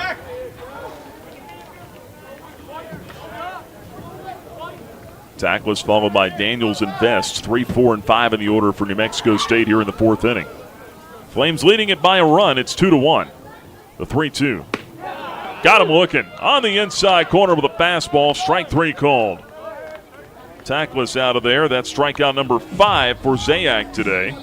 And 1 retired in the 4th inning. Got to have good feet to steal a base. The Good Feet store can help your feet feel their best. Find the store nearest you at goodfeet.com. There's Chris Daniels now, the DH.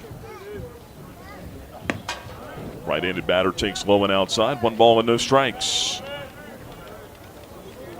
Daniels 0 for 1, struck out looking in the first.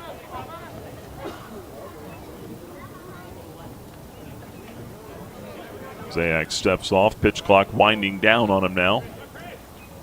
Comes to the plate. Down and in. Missed with that one. 2 balls and no strikes to count on Daniels.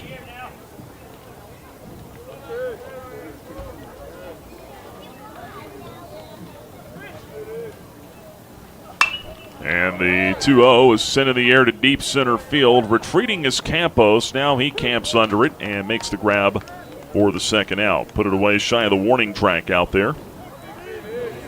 2 up, 2 down for the Aggies in the 4th inning. Zayak has retired 10 of the last 11 men he has faced. Just the home run to Jonathan Clough. Flames leading the Aggies 2-1 here in the 4th inning. And that'll bring to the plate Boston Vest. First pitch to Vest.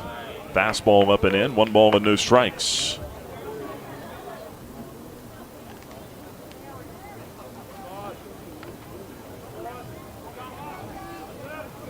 Vest 0 for 1 with a ground out to third. 1-0. Taken off the plate outside, not by much. 2 balls and no strikes to count.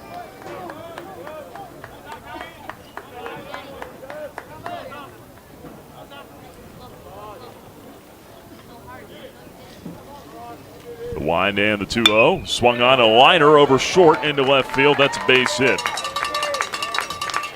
2-out single for Vest will extend the inning. Brings up Bryce Campbell now for New Mexico State. Now batting the second baseman, number 20, Bryce Campbell. So the Aggies trying to start some trouble with 2 outs here. Snaps the string I just told you about for Zayak, retiring 10 of 11 hitters.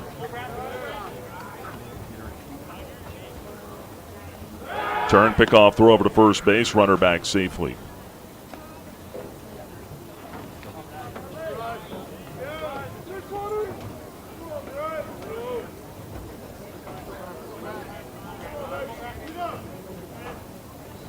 Now the pitch on the way. Off speed, outside, off the corner. 1 ball and no strikes to count.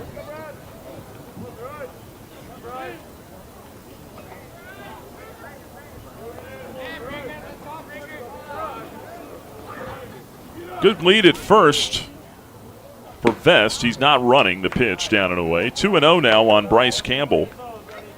Campbell 0 for 1, a ground out to short his first time up. Bradley Zayak wants a new baseball. He throws that one out.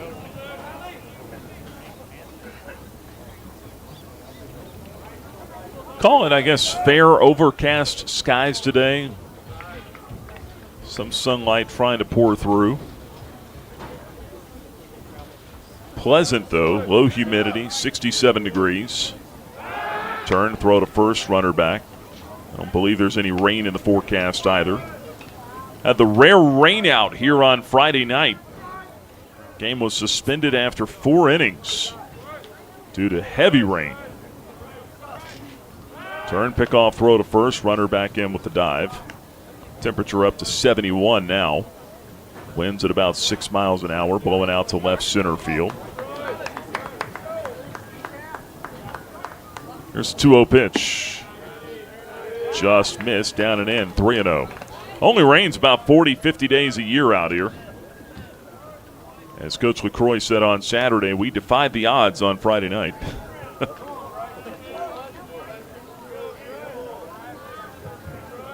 Here comes the 3-0 pitch from Zayak now. Taken downstairs, ball 4, and a 4-pitch walk to Campbell to put him at first and second now.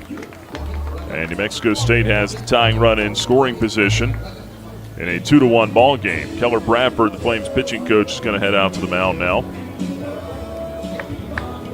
Second walk for Zayak today.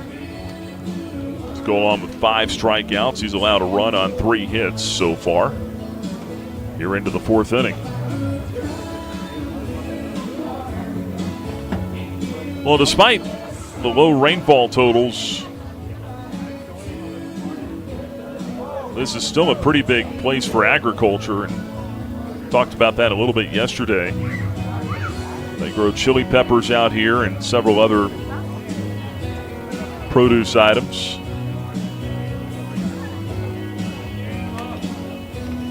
But chili peppers is the big one, I think. And I saw some farmland on the way out here. You'd make the drive up I-10 coming over from El Paso. A lot of barren land out there, but that's about all you see. A few truck stops and farmland and desert. The hitter is Kaufman, and the first one to the third baseman misses downstairs. 1 ball and no strikes. Zayak trying to maybe make a mechanical adjustment or something here in game. Had a lot of success with that changeup today. It's the 1-0 pitch from the right-hander. And the slider stays off the plate outside. 2 balls and no strikes on Kaufman. 0 for 1 with the strikeout swinging back in the second inning. Vest at second, Campbell at first. 2 men out in the fourth. Flames trying to protect the 2-1 lead.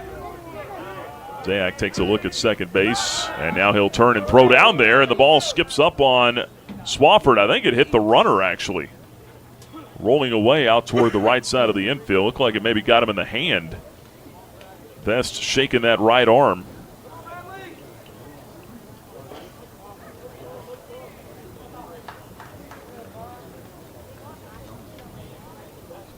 Appears to be okay. That's why when you see runners dive back into the bag, they turn their head away from the pitcher so as to make sure they don't get hit in the face on something like that. There's a ground ball foul. Past the bag at third. 2 balls and a strike on Kaufman.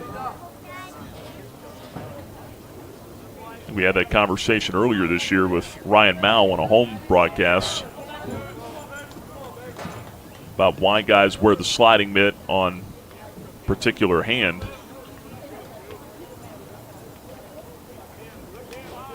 Here's a 2-1 pitch. Swung on, popped up on the infield. Zayak is under it. He will give way, though. Third baseman coming in and going to his knees to make the catch, Jordan Jaffe for out number 3. And to see that one all the way into his glove. Again, a little tricky with the cloud cover today. Looking up into that gray sky. Having to find that little white dot. But Jaffe does well to put it away for out number 3. New Mexico State threatens with 2 outs, cannot score in the fourth. We go to the top half of the fifth. Liberty still enjoys a 2-1 lead. Hi, it's Jonathan Cotton, and people often ask me, what is the Good Feet store? I respond, we are an arch support store. When you come in, our staff is going to welcome you and listen to your needs. We want to learn about you, your lifestyle, your work, and the types of shoes you enjoy wearing. Then after measuring your feet, we are going to fit you from a selection of over 300 styles and sizes of arch supports. Come into the Good Feet store for your free fitting and test walk. Visit goodfeet.com for the location nearest you. We look forward to seeing you soon at the Good Feet store.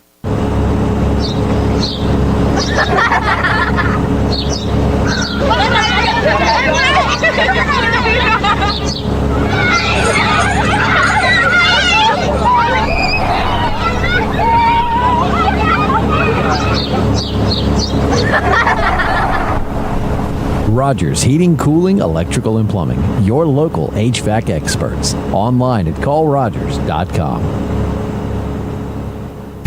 Now back to more Flames baseball from Van Wagner on the Liberty Flames Sports Network, presented by Abish Financial Services. 2-1 lead for Liberty over New Mexico State as we go to the top half of the fifth inning. And right-hander J.T. Price, his first collegiate start, is headed back out to the mound for the fifth. Let's talking with Adam Young, New Mexico State broadcaster. He's on the TV call this weekend. Before the game, said he'll probably go a couple innings. I think he surprised us all. His longest outing of the year, 4 innings for the Aggies. That was against Southwest College back on March 10th. This is a little different today.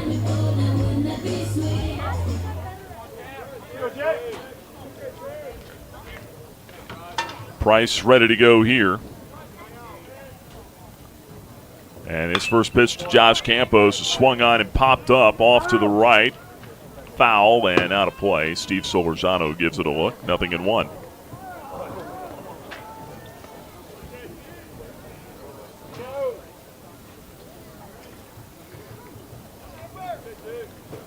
JT Price.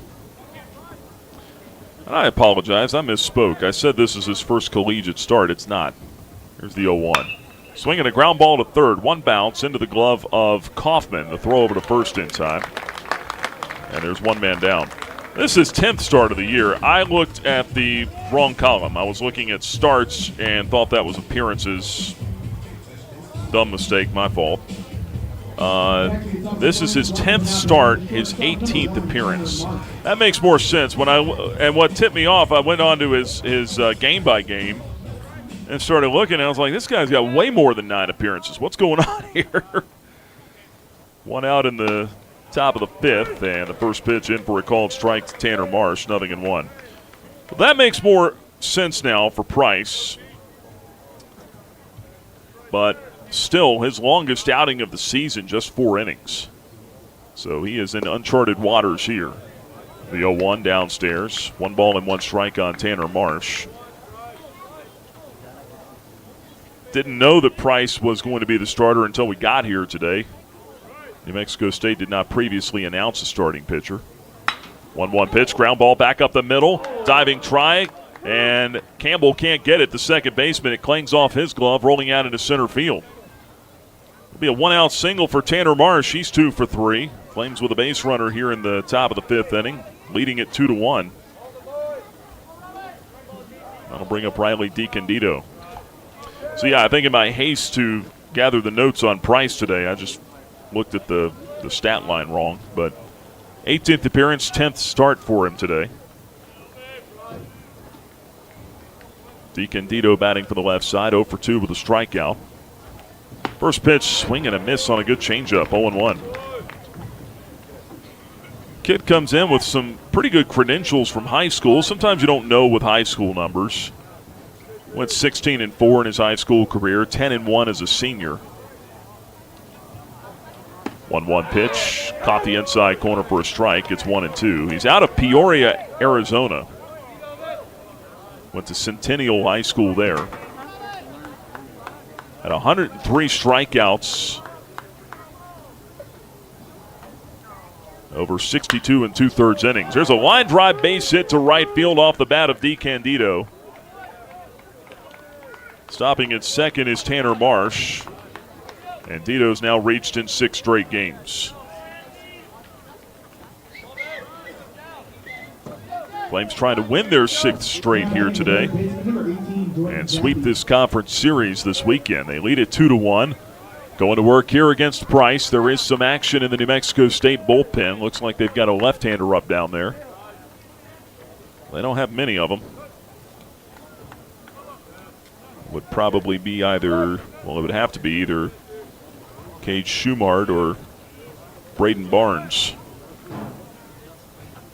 Runners take off. The pitch downstairs. Throw down to second base. A good one, and they get DiCandido. That's the best throw that Clisby's made all day.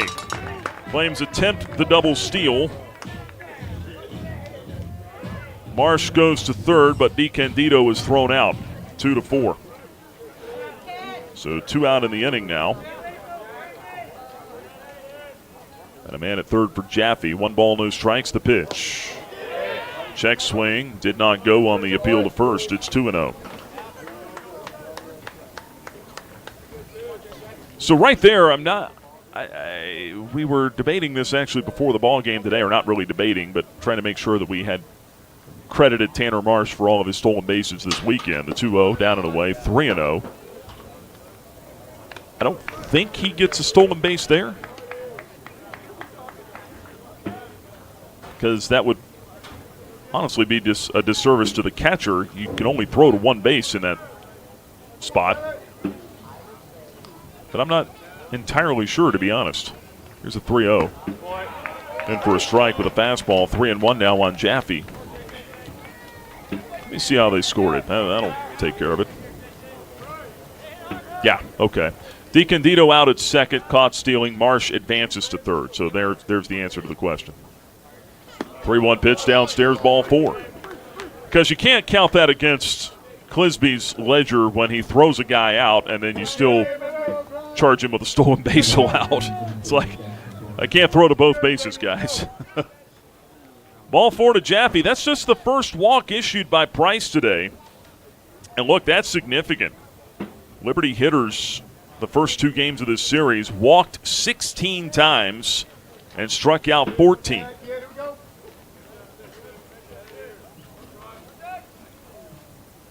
Price has done a good job staying in the zone for them today until that 5-pitch walk to Jaffe. 2 outs, men on the corners, first and third. Here's Jackson Sorensen.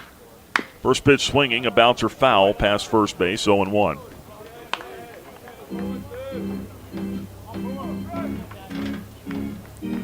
For DeCandido, that's the first time he's been thrown out stealing this year. He's now 10 of 11. Base hit here could still extend the lead, though. Flames up 2-1 in the top of the 5th. The 0-1. Just missed outside. A ball and a strike on Sorensen. Tried a fastball on the corner. Sorensen 0 for 2. Fly out to left, fly out to center. Had a couple of hits in game 2 of this series. Marsh at third, Jaffe at first. 2 down. The next pitch taken downstairs on a breaking ball. And the count is 2 balls and a strike now on Jackson Sorensen. Love to see Jackson get into one right here. Long ball or an extra base hit. You could probably make it a 4-1 lead for sure, maybe even 5-1, obviously, if he gets one out of here. The 2-1. Check swing downstairs, off speed again. And Price falls way behind in the count now. 3 balls and a strike. Sorensen will have the green light here if he gets something to his liking. This is a dangerous pitch for J.T. Price. 3-1 the count. Stretching the pitch. He missed down and in. Ball 4. Bounced it up in front of the plate. And Sorensen will go to first. Jaffe to second. That will load the bases now for the Flames. Clisby, the catcher, is out with his arm around Price, walking him back up the front slope of the mound. Bullpen action continues for the Aggies. They've got a right-hander up now. Boston Vest, the shortstop, is going to come in and join this conversation. Bases loaded, 2 outs. Nick Barone coming to the plate. And the way he swung it today, a pair of first pitch singles, not to mention his 9th inning home run last night. Probably a good idea to give Price a second to catch his breath here and remember who he's facing. Well, he won't be facing him, it looks like. Jake Angier on his way to the mound, and it looks like that may have just been to buy some time for the bullpen now. Give Price credit. 2 runs allowed over 4 2/3 innings. Longest outing of the season for him. He's given New Mexico State a chance here. Angier has not motioned toward the bullpen yet, although I would imagine he is. Home plate umpire Jared Higdon walking out now. I don't see them burning back-to-back trips to the mound. And there we go. So Angier will make the Haley's Appliance pitching change here with 2 out in the 5th inning. A well-deserved ovation for the freshman as he exits the field. But he leaves in a mess. Bases loaded, 2 out. Nick Barone the hitter, and we will have the new pitcher when we come back to Las Cruces. Hey, you look like you could use a nap. No, not a nap, an app. The Liberty Flames mobile app. It's your lifeline to Flames athletics. Get the latest news and your favorite teams, upcoming schedules. You can buy and download tickets to the next games and listen to podcasts and hear our online Liberty Flames Sports Network audio broadcast. It's all on your new app, the Liberty Flames mobile app. And of course, it's free from the App Store or Google Play. Get it. At this time, the app will no longer make you a sandwich. Flames Nation, this is Liberty Baseball head coach Bradley LaCroix. My family and I are proud Flames Club members and invite you to join in training champions for Christ on and off the field. Whether you're at the game or cheering from home, your support is valuable and directly impacts our student athletes. Memberships start at just $75 and comes with great benefits like access to premium seating, hospitality, and parking privileges. Join today. Visit libertyflamesclub.org.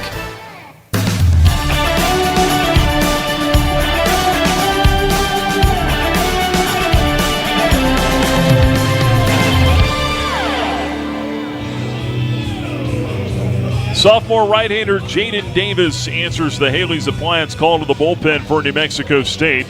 Liberty with the bases loaded and 2 outs in the top of the 5th inning. The Flames lead the Aggies 2-1 and looking to expand the lead with Nick Barone at the plate. Davis, sophomore right-hander from right here in New Mexico. He is on for his 15th appearance. 13th out of the bullpen. He's 0-2 on the year with a 9.45 ERA. 26 and 2/3 innings pitched. He's walked 18 and struck out 27. Given up 4 home runs. Opponents hitting .292 off of him. There's a lot of extra base hits. He's given up 13 extra base hits of the 33 total hits he's allowed. And he's given up runs in each of the last earned runs in each of the last 3 appearances. Has not had a scoreless outing since March 1st. He'll go to work here into the windup, and the pitch to Barone. A swing and a miss. Something off speed, down and away. Had to know that Barone was not going to get a fastball there. 0-1 the count. Barone 2 for 2 with a pair of singles. Swinging on the first pitch both times. Marsh at third, Jaffe at second, Sorensen at first. Wind up in the 0-1. Fastball just missed outside. 1 ball and 1 strike on Nick Barone. This kid last pitched April 26th at Jacksonville State. He gave up 3 earned runs, a couple of walks on 3 hits. The 1-1. Slider down and away. 2 balls and a strike on Nick Barone.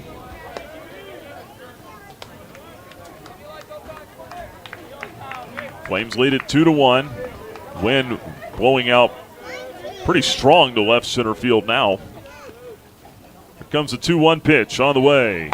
Swing and a miss on the breaking ball away, and the count is even at 2-2. I don't think Nick's he's seen 1 fastball in the first 4 pitches. 2 balls, 2 strikes. Runner's edge away, the pitch. Way away, outside. With a slider almost to the backstop. Full count, 3-2 on Barone. Start the carousel. All the runners will be off and moving here. A ball into the gap would clear the bases. 3-2 pitch, 2 outs. There go the runners. It's on the way. Low and outside, ball 4. He walked in a run. Slider nowhere near off the plate. Bases loaded, walk to Barone. Flames pick up another. It's now 3-1 in the 5th. Now batting the second baseman, number 49, Easton Swafford. If you're New Mexico State, though, obviously you don't want to give the Flames any more runs, but you'll live with that instead of a home run or an extra base hit. Pitch up and in, 1 ball and no strikes. Not all walks are necessarily bad walks. Looking at it from the Aggies standpoint here. Swafford at the plate. He's 0 for 2. Due for a hit. 1-0 pitch. Breaking ball down and in. 2 balls and no strikes to count. Now, got to start getting ahead. Throwing strikes if you're Davis now. Slow wind and the 2-0. Missed outside. 3 balls and no strikes. Swafford in this series, 1 for 11 at the plate. Probably taking here the 3-0 pitch. He is. It's a fastball in for a strike, 3-1. Flames lead it 3-1. Bases full, 2 out. Top of the 5th inning. Davis with the 3-1 delivery. Swung on, fouled back. Out of play. The count will go full again. 3 balls and 2 strikes on Swafford. It's Jaffe at third, Sorensen at second, Barone at first. 2 out, payoff pitch. Runners take off. It's on the way. Swung on, chopper slowly hit to the right side, and Campbell kicked it at second. Jaffe scores. Sorensen scores. An error on the Aggies' second baseman on an innocent ground ball that should have ended the inning. Instead, 2 runs come across, and it's 5-1 Liberty in the 5th. Oh, my goodness. He just didn't see it into his glove.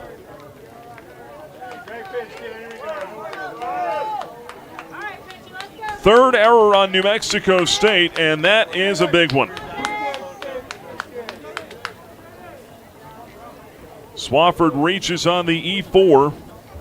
They're on the corners for Ryan Drum now.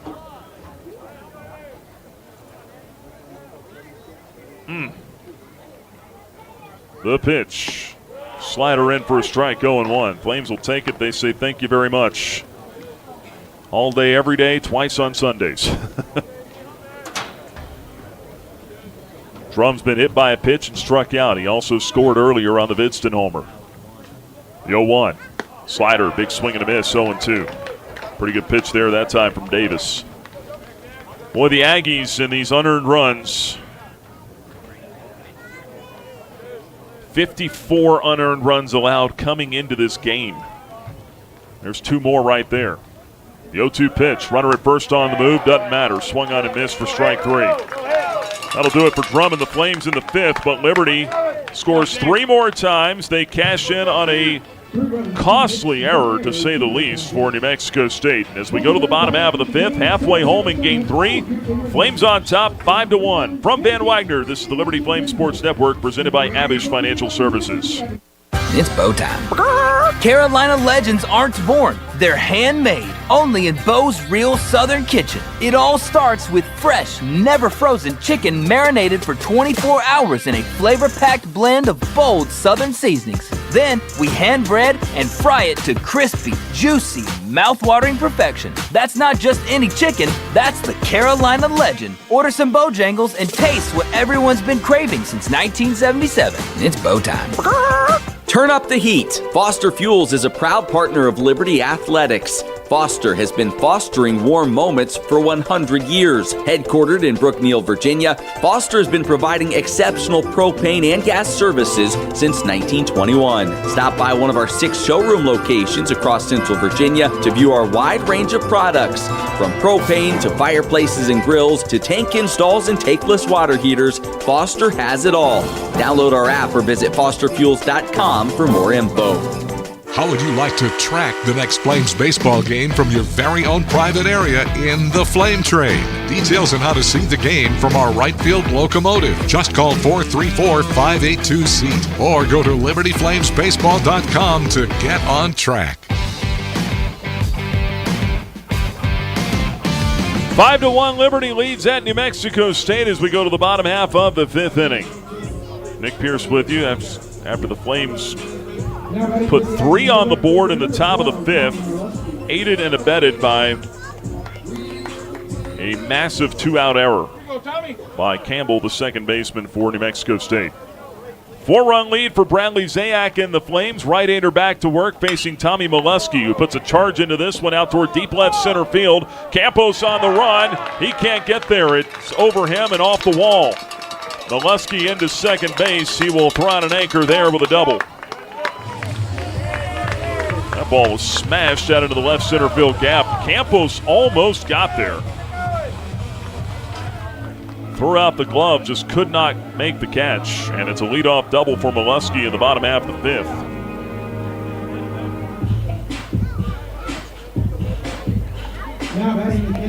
So Molesky now 1 out of 2 in this one. The 9-hole hitter coming up, it's Brandon Clisby. Clisby 0 for 1 with a strikeout today.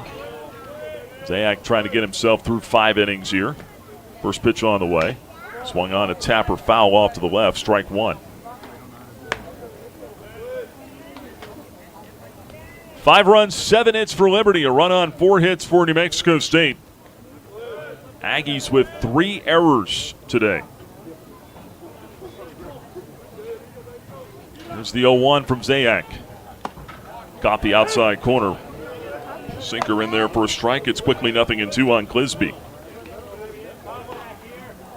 Flames are trying to sweep this series, win their 6th straight ball game, and head back home to kick off the final homestand of the year.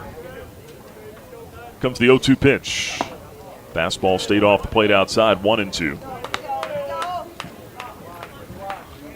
A win here would also certainly help the cause in the quest for the postseason. And at the least, the Flames would stay 2 games back of first in the standings. There's a drive belted down toward deep left, but Barone is there. He'll throw up the glove and make the catch on the fringe of the warning track. Tagging going to third, it's Molesky. Clisby hit the daylights out of that ball, but it went nowhere. 1 out in the 5th. And back to the top of the order now with Jonathan Clough. This will be the 3rd trip through the lineup for Zayak. The Flames do have some bullpen action, though. Right-hander up down there. Clough with a double and a home run today. Man at 3rd, 1 out, bottom half of the 5th. Zayak delivers. Outside and low, 1 ball, no strikes. Bradley Zayak. Been one of the better Sunday starters, not just in Conference USA, but I think probably the entire country. The numbers he's put up this year, the 1-0. Awkward swing and a miss on the off-speed pitch there. 1 ball and 1 strike, the count on Clough. Zayak out of Chesapeake, Virginia.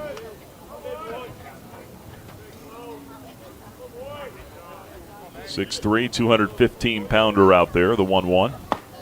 Caught the inside corner with a sinker for strike 2. 1-2 on Clough. Pitched in some big games last year for ECU. He was teammates with former Flames pitchers Nick Moran and Taylor Grubbs there. Here's his 1-2 pitch. Outside, 2-2. Biggest game he pitched in had to be the regional in Conway, South Carolina. He went 7 1/3 innings, allowing just 1 run on 4 hits to Coastal Carolina. Chanticleers eventually went all the way to Omaha. 2 ball, 2 strike count, the pitch. Taken down and in on the sinker. It'll go full to Clough. 3-2 the count with a man at 3rd. 1 man out. The bottom half of the 5th inning. Liberty leading at 5-1 at New Mexico State. That's a guy you want pitching for you in the postseason, though. Someone who's done it. As Zayak steps off the rubber.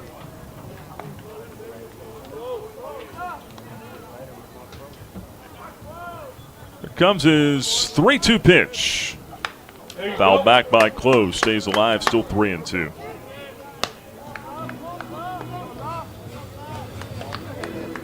Guy that fell in love with Liberty as soon as he stepped on the campus. Knew that this was where he wanted to come to school when he entered the transfer portal. Here comes his 3-2 pitch again to Jonathan Clough. Swung on, foul, tipped in and out of the glove of Vidston. Could not hold on. Stays alive, still 3-2.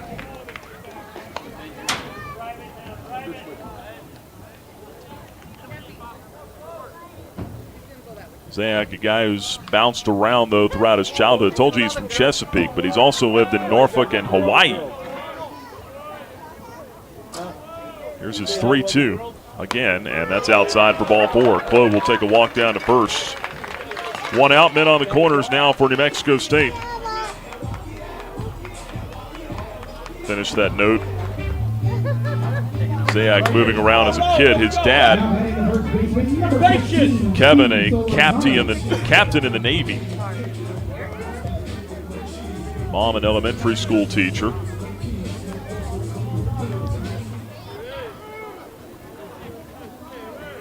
But Zayak's found a home at Liberty. Now he'll work to Solorzano. Here's a bunt off to the right, and that's trouble. That'll be a base hit. Bunt single for Solorzano. That'll bring in Molesky from third. And it's now a 5-2 lead for the Flames. He snuck it past Zayak, who came charging after it, went diving on the turf, could not get a glove on it. And once it got past him, Swafford did all he could with the glove hand feed over there to Sorensen at first base, but it was too late. Solorzano with the sneaky bunt RBI single. Still only one out. Runners at first and second. Now the tying run is at the plate. Aiden Tackless, left-handed hitter. Turn, pickoff throw over to first base, and they nailed him. Solorzano picked off at first. Sorensen snuck in the back door. One holding him on with a man at second, but he creeps in and the Flames steal it out on the pickoff. That is a huge second out to the inning and a way to squash some of the momentum.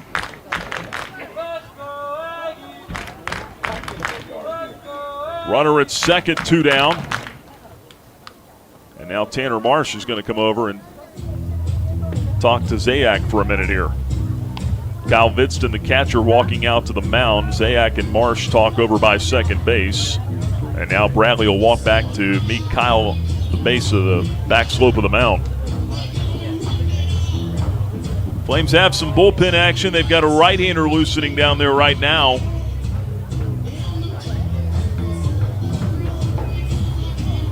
Two out, a runner at second. That pickoff so pivotal because, again, the Aggies had the tying run at the plate until then. It's a 5-2 lead for Liberty in the fifth. And now you're also a pitch away from getting out of the inning with just the one-run scoring, when it looked like it could have been a lot worse. Tackless yet to see a pitch. Zayak checking the runner at second. Now he fires to the plate. Misses outside. 1 ball and no strikes.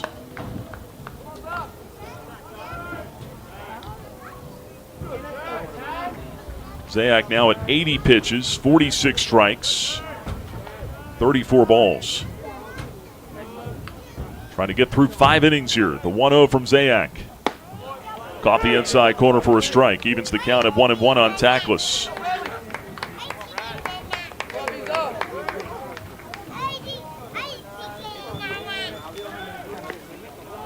Tackless 0 for 2 today with a strikeout looking. He's also hit into a double play.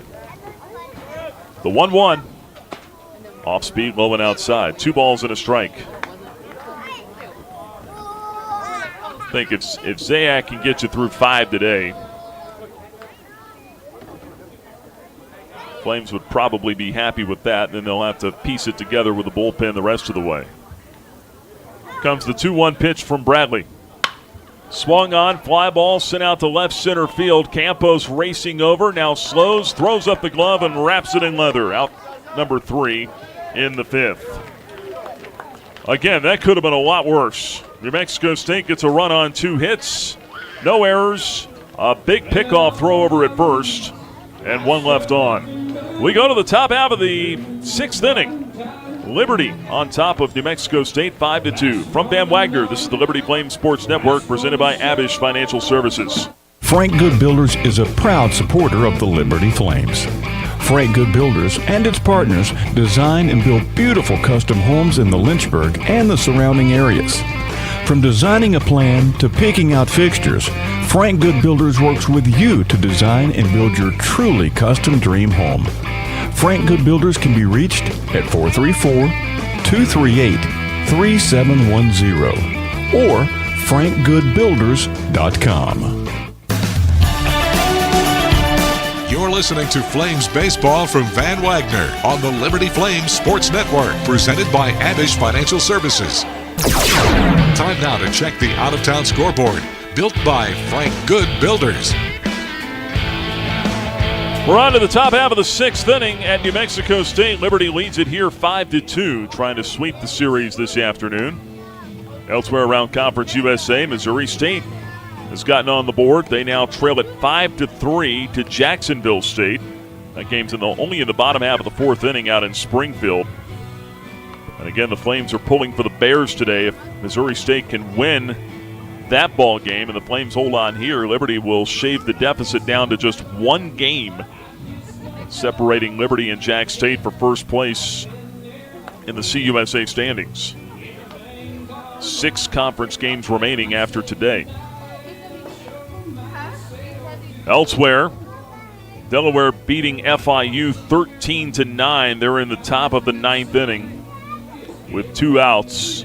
Blue Hens an out away from sweeping the Panthers in that series. And the Lady Flames softball team closed out the regular season with a 3-game series sweep at Kennesaw State. By the way, we've got a new pitcher out here for New Mexico State as well. I'll tell you about him in just a minute. As Kyle Vidston leads it off. Or do we? No, that's still Davis. First one in for a strike, 0-1. I'm not sure what Jared Higdon, the home plate umpire, was pointing at then. He pointed out towards the mound. As Vidston sends it foul back, 0-2 the count. So I don't know what that was about. 0-2 on Vidston now. 8-9-1 hitters due up. And the 0-2 pitch. Swing on a miss. Got him on a fastball up and in for strike 3. 1 out in the 6th. Let's finish the note on softball. Liberty, the number 3 seed in the Conference USA tournament this week in Newark, Delaware. Lady Flames en route on the plane today, headed up there for the CUSA tournament. Liberty will play on Wednesday night at 7:30. Its first game in the Conference USA tournament. First pitch up and in to Josh Campos, ball 1. Lady Flames are the defending champions, but they've had a harder year this year than they have in many years. Still got the 3 seed. 1-0 pitch up and in to Campos. 2 balls and no strikes. Flames on top here, 5-2. 1 out in the top of the 6th. Lady Flames will see either FIU or Louisiana Tech on Wednesday night. Campos takes a fastball for a strike, and it's 2-1. Jaden Davis, the right-hander, still on the mound for New Mexico State.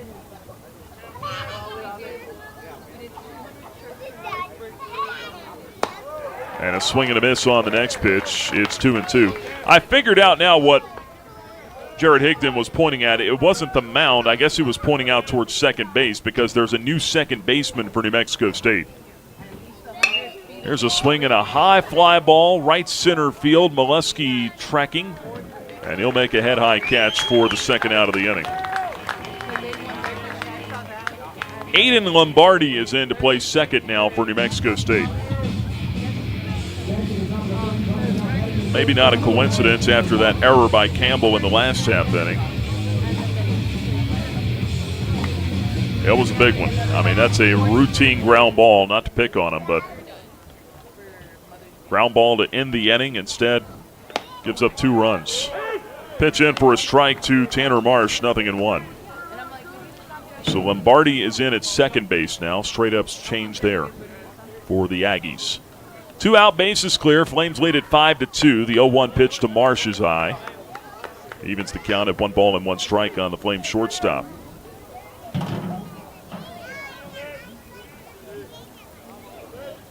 I knew they had done something because Bradley LaCroix also had come out with his lineup card.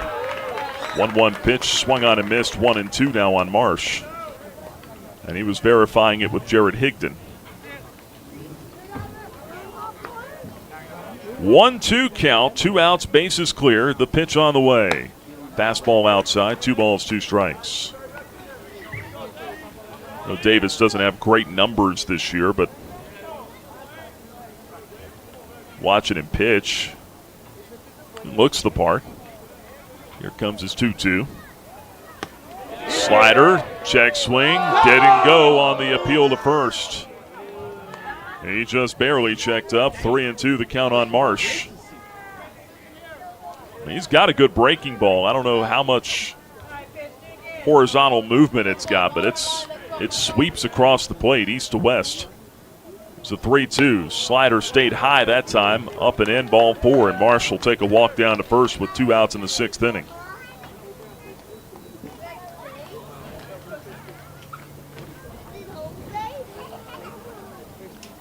And that'll bring to the plate Riley DiCandido.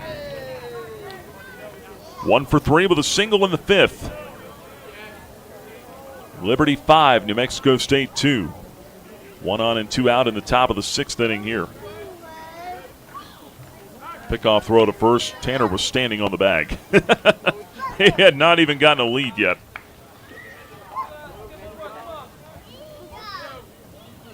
Marsh already with a stolen base today. Got 3 in the series now. Very short lead at first. Trying to time up Davis, who fires a first pitch strike to DiCandido. 0-1 the count.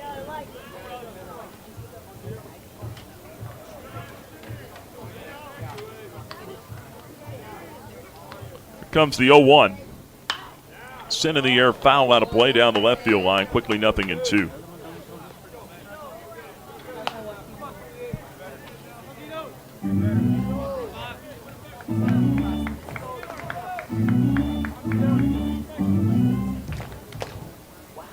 DiCandido trying to extend the inning, get it to Jaffe. Here's the 0-2 pitch. Fastball high and outside. Marsh scampers back into first base. Everybody clap your hands. A ball and 2 strikes on Riley DiCandido.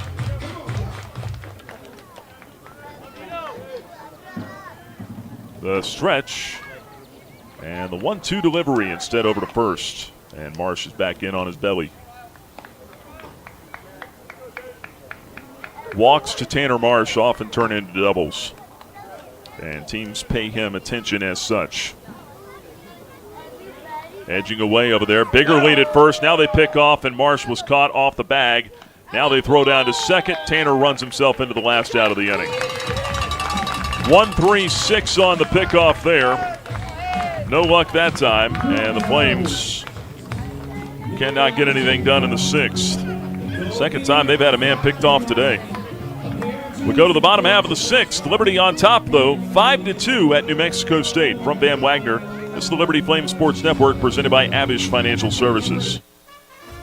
Every great athlete knows the final minutes of the game are where champions are made. Whether it's the last inning, the 4th quarter, or overtime, every move counts. One smart play can seal the win, and one mistake could cost it all. The same can be said for retirement. I'm Abe Abish, founder of Abish Financial Services. Those last 5 to 10 years before you retire, that's your final stretch. At Abish Financial, we can help build a game plan for taxes, healthcare, and income for the years ahead. Call us for your customized retirement playbook, 571-406-4411. If you're over 59 and have $500,000 or more of investable assets, we can create your plan complimentary. 571-406-4411 or visit abishfinancial.com. Investment advisory services offered through Abish Financial Wealth Management, LLC, a registered investment advisor firm. Insurance services offered through Abish Financial Services, Inc., licensed in Virginia.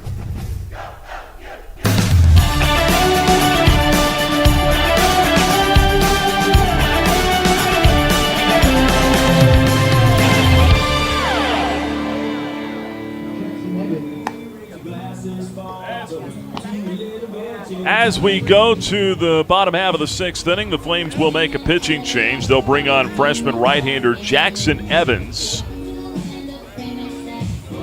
Evans answers the Haley's Appliance call to the bullpen. Takes over for Bradley Zayak, who gives the Flames 5 innings of 2-run ball today. Had some stretches of dominance. Got himself out of the 5th inning with minimal damage, just giving up the 1 run. First pitch from Evans, a slider in for a strike to Chris Daniels. It's 0-1. Fastball slider combination for Evans. He's got a changeup as well. The 0-1. Outside, 1 ball and 1 strike. But the freshman on the road pitching here in a conference series. Big opportunity for him. He's had some good outings for the Flames this year. 4-0 record. 6.35 ERA, on for his 10th appearance. The pitch low and in. 2 balls and a strike. 17 innings of work, just 3 walks, 22 strikeouts. He's given up 5 homers, so that's not good. Opponent's hitting .277 against him, but you know he's going to be in the zone. The 2-1 pitch. Well, missed outside here, and he's falling behind. 3 balls and a strike on Daniels. 4, 5, and 6 hitters, middle of the order, due up for New Mexico State in the bottom half of the 6th. 3-1 count, the pitch. Off the plate inside, ball 4. This just his 4th walk all year. And the leadoff man's on for New Mexico State in the 6th.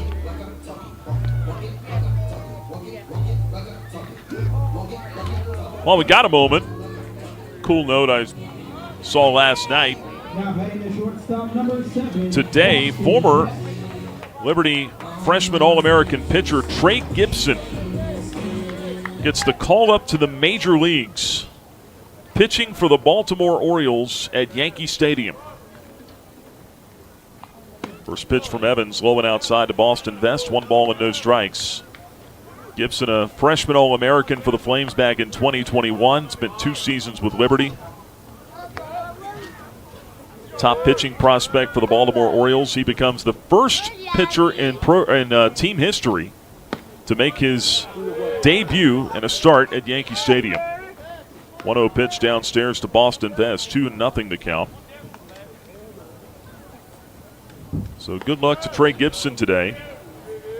Yankees and Orioles tied at 3 right now in the 4th inning in the Bronx.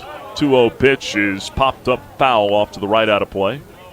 2-1 now on Boston Vest. So that's another former Flame in the big leagues. Mason Fluharty in the bullpen for Toronto as well.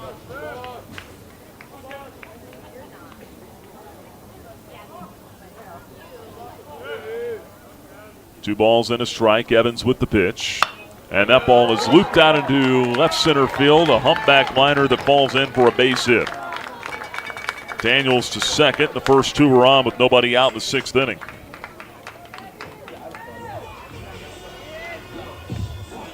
Another tied to that game as well in relation to the 2 teams playing here today. Gibson joins the staff with former New Mexico State pitcher Kyle Bradish.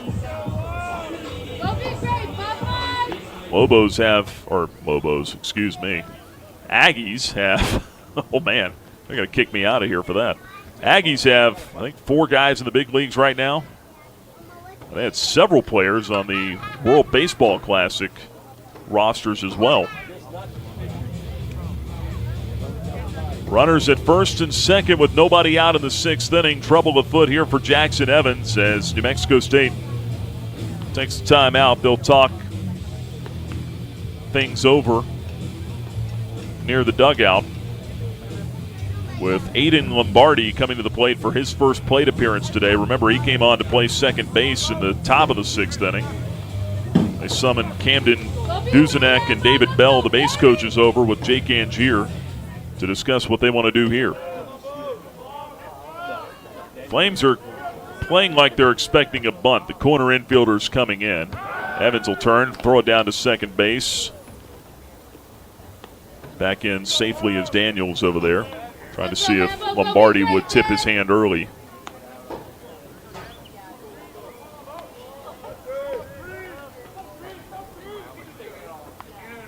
The pitch, low and outside, 1 ball and no strikes. Just looking at that box score from the Yankees-Orioles game. Gibson's given up a couple of homers today, 1 to Aaron Judge. No shame in that. A lot of people give up home runs to that guy. 1 ball and no strikes on Lombardi. The pitch, not showing bunt. He takes a strike on the inside corner, evens the count at 1-1. Might see him square around now. Flames lead at 5-2, tying run at the plate. Lombardi, a .250 hitter with 2 homers on the year. The pitch, swing and a miss. Like a slider there, and it's 1-2 now. Well, if he was thinking about bunting, he's not now. Lombardi has only 1 sacrifice this year, 72 at-bats. Here's the 1-2 pitch. Swung on and missed, strike 3. Well, that's not what they told him to do. Strikeout for Evans. Big first out to the 6th inning. Tying run still at the plate, but 1 out now, and you've got a double play in order potentially with Camden Kaufman coming up. Set into 3 double plays this year. Kaufman 0 for 2 today with a strikeout and a pop out. Right on right matchup. Evans deals. Breaking ball in for a strike, 0-1. Evans, he'll throw that slider a ton. That's his best pitch. He commands it well. He can throw it for strikes. He can throw it for chase. Here's the 0-1. And there is the chase. Swung on and missed, 0-2. Back-to-back breaking balls to Kaufman. Your mom is down there. Evans, the right-hander from North Carolina, sets at the letters, checks the runner at second. Here comes his 0-2 pitch. Front door slider, taken, strike 3. Kaufman down looking for out number 2. Back-to-back strikeouts from Evans.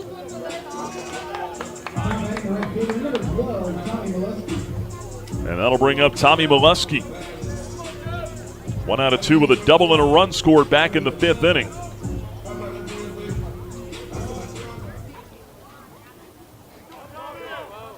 Switch hitter batting left. Tying run at the plate still. The pitch. In for a strike, 0-1. Evans gave up a walk and a single to start the inning. He struck out the last 2 men he's faced. Trying to get the Flames back in the dugout here with a 5-2 lead in the 6th. The 0-1. Swing and a miss. Disappearing slider. Swung right over the top of it. 0-2 on Molesky.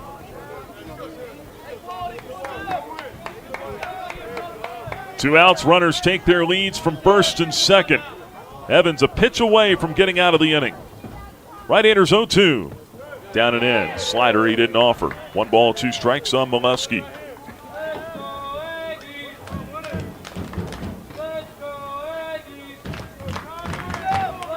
Some of the Aggies crowd trying to get into this thing here, rally the home team. Evans with the 1-2 pitch. Over but low. 2 balls, 2 strikes. Went to that breaking ball again.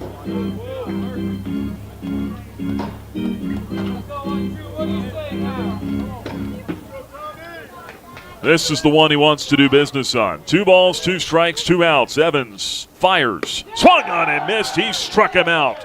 Got him on a slider to retire the side. Jackson Evans strikes out the side in the 6th. Heck of a finish there by the freshman right-hander. We go to the top of the 7th. Liberty still on top here at New Mexico State. It's 5-2 from Van Wagner. This is the Liberty Flame Sports Network presented by Abish Financial Services. 11 West is a proud sponsor of the Liberty Flames. 11 West specializes in apparel screen printing, embroidery, sew-on, and flat printing. From the design phase with their graphics arts team to the finished product, 11 West collaborates with each client to craft custom apparel and promotional products. For more information, visit 11west.com, call 540-639-9319, or stop by their location at 6598 New River Road in Radford. 11 West, outfitting America and logo wear. Lynchburg Nissan is at it again. Right now, save big with up to $7,300 off MSRP on select vehicles, or get 0% financing for 60 months on 4 of our most popular models. 0%, 60 months, 4 models. But hurry, this is a limited time offer you don't want to miss. Got a trade? Get up to 130% of fair KBB value. No matter the condition. Stop by, give us a call, or shop online at lynchburgnissan.com for the best selection and unbeatable deals. And remember, Lynchburg Nissan is the home of the 1,000,000-mile warranty. Nobody beats our prices. Nobody. This is Liberty Baseball from Van Wagner on the Liberty Flames Sports Network, presented by Abish Financial Services. Time now to check the Carter Bank box score.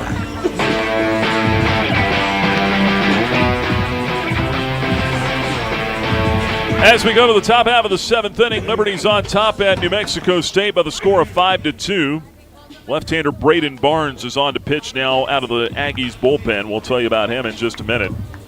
First check of the box score presented by Carter Bank. Flames 5 runs, 7 hits, no errors, 5 left on base.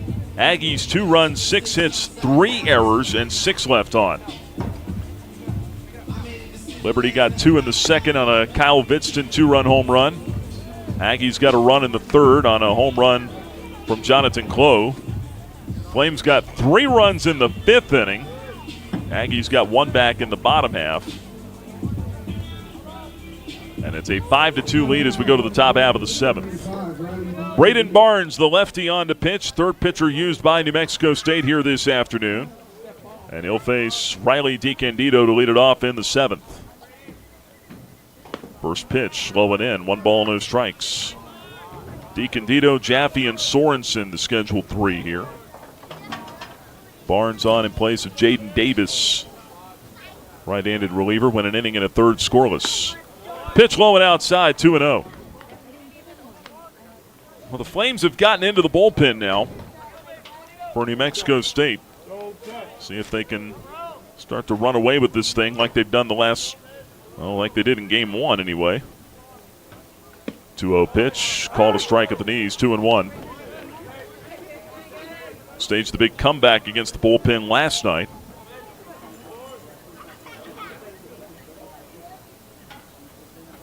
Two-one.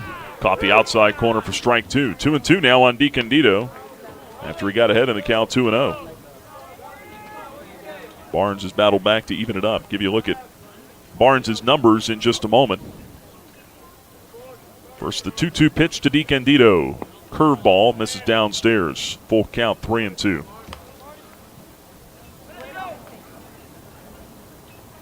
Barnes making his 12th appearance, 8th out of the bullpen. 0-2 record. His 2-2 or 3-2 pitch rather is pop foul out of play to the left, still 3-2. 0-2 with a 9.97 ERA is Barnes. 21 2/3 innings pitched. Walks have been an issue for him as well. 19 free passes, 24 strikeouts. The 3-2 popped up left side by DiCandido, straddling the line over there, the third baseman Kaufman. And now stepping into foul ground, puts it away. 1 down for the Flames in the 7th. That'll bring up Jordan Jaffe. Barnes with the 19 walks. He's also hit 4 batters, thrown 5 wild pitches, and given up 4 home runs in 21 2/3 innings. Opponents hitting .293 off him.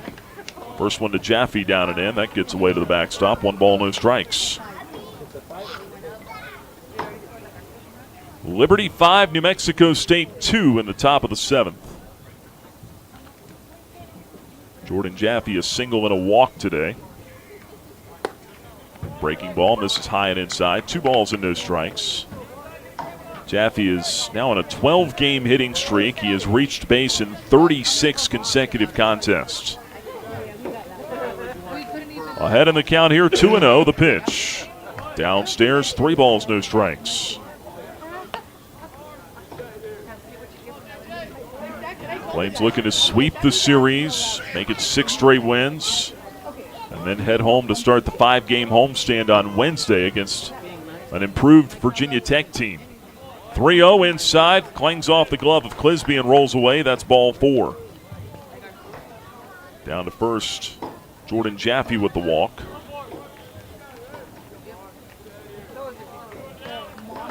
That is now the 5th walk of the ball game for the Aggies pitching staff. They average about 6 walks per 9 on the season. It's Jackson Sorensen, 0 for 2 with a walk and a run scored. He came in on that big error back in the 5th inning by then second baseman Campbell. Pitch in for a strike, 0-1.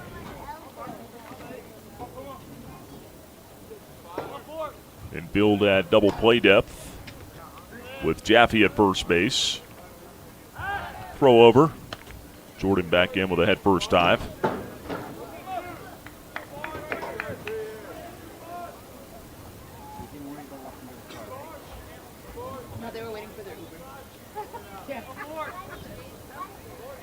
Now the stretch and the 0-1. Sorensen watches it go by, breaking ball down and away. 1 ball and 1 strike. Braden Barnes, junior lefty, transfer from Arizona State, where he spent the last 2 seasons. Chandler, Arizona native. Ball and a strike to count. The pitch. Strike on the outside corner. 1-2 on Sorensen. Made just 2 appearances last year for Arizona State. Totaled an inning and a third. Freshman season, 7 outings. Went 1-1 on the mound. 1-2 pitch, foul back. Still a ball and 2 strikes on Sorensen. I say it all the time. You go to programs like that, if you don't produce at the level they expect you to right away, they got a lot of other guys just as good as you're projected to be that are waiting for their turn. 1-2 pitch, breaking ball down and away, 2 balls and 2 strikes. And you can get lost in the shuffle real quick. I don't know that that's what happened to Barnes, but it happens to a lot of guys. Here's his 2-2 pitch, instead to first. Back standing on the bag is Jaffe. Wind is turned here. It is blowing out to dead center field. Maybe left center. Here's a 2-2 pitch. Sorensen lines it over short into left center field. That's a base hit. Jaffe will stop at second on a 2-strike single by Jackson Sorensen. And the Flames have him at first and second now with 1 out in the top of the 7th. Hit number 8 for the Flames, who lead it 5-2 over the Aggies. And now Nick Barone comes to the plate. He's reached 3 times today. 2 singles and a walk. He walked with the bases loaded back in the 5th inning. So he's got an RBI as well. See what they've got going on in the bullpen down there. Looks like a right-hander standing down there.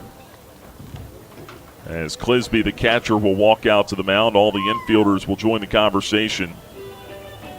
This is at least their 2nd mound visit, if not their 3rd. Maybe. Well, they get 6 of them, so.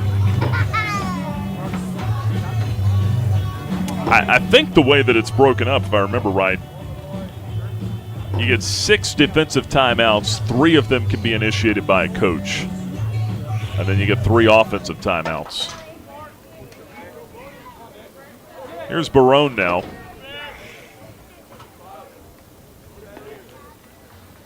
After the trip to the mound, a little inside move, throw down to second base, nothing on for the Flames. I don't know why they break them up like that in college. In the big leagues, you get 6 mound visits, period. And then I think you get an extra when you go to extra innings. 6 mound visits without making a pitching change, that is. Breaking ball in for a strike, 0-1. If you come out and you make a pitching change, that doesn't count against your total. Or if you come out, check on someone's health, you have a malfunction with a pitch calling device, something technical like that, they don't charge you for visits there. Here's the 0-1. Downstairs, that one skips off the glove of the catcher, Clisby. 1 runner moves up. Jaffe goes to third base. He got a good read on it. I'm not sure. I said off the glove. I'm not sure if it went off his glove or if it went off the turf first. We'll see how it gets scored. Either way, it looked like Clisby was kind of crossed up out there, which I'm not sure how that happens in the day and age of those wristbands and advanced technology for pitch calling I just referenced. Throw over to first, runner back. It'll be a wild pitch.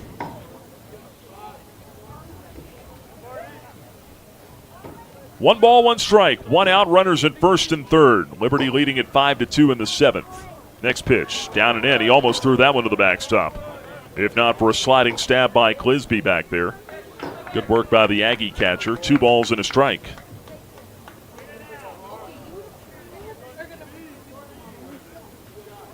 Infield still at double play depth. Ground ball could end the inning here. 2-1 pitch instead to first. Back in with a dive at Sorensen. Flames have a lot of stolen bases this year. Jackson not the biggest of threats, though, over there first. Although don't sell the big Puma short on the bases. Here's a 2-1. Swinging a ground ball through the left side. Base hit left field. A 3-hit day for Barone. That'll drive in a run. Jaffe comes in to touch home. Sorensen to second. The Flames now lead it 6-2. And Barone is on for the 4th time today. I think I said last night at one point Barone was having a slow weekend by his standards. So much for that. I think he was like 2 for 8 at one point in this series.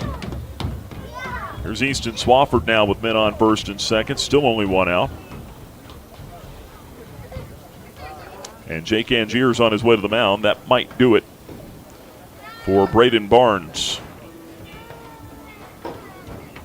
He's faced 4 batters in the 7th inning. The last 3 have reached. And he's given up 1 run so far.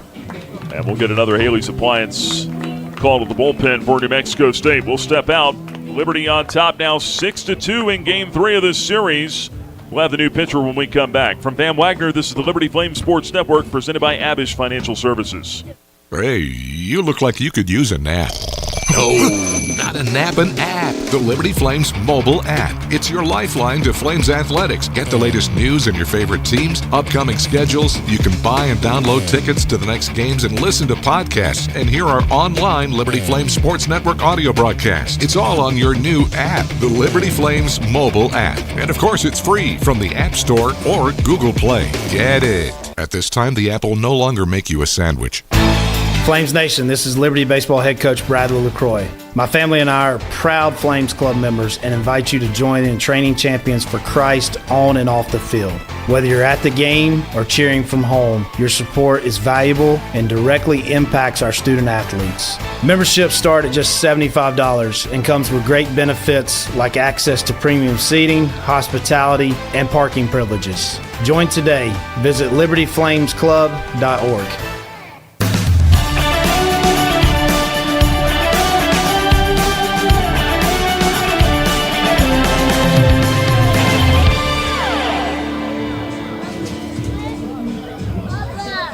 Aggies go back to the bullpen. They bring on right-hander Dylan Weekley. 4th pitcher used by New Mexico State today. Liberty leading it 6-2 in the top of the 7th inning with 1 man out, runners at first and second base. Weekley on to face Easton Swafford, making his 16th appearance of the season. He's got a 2-1 record with 2 saves. 6.04 ERA. This is first outing of the weekend. 28 1/3 innings. He's walked 12, struck out 22. Opponents hitting .250 off him with 4 homers.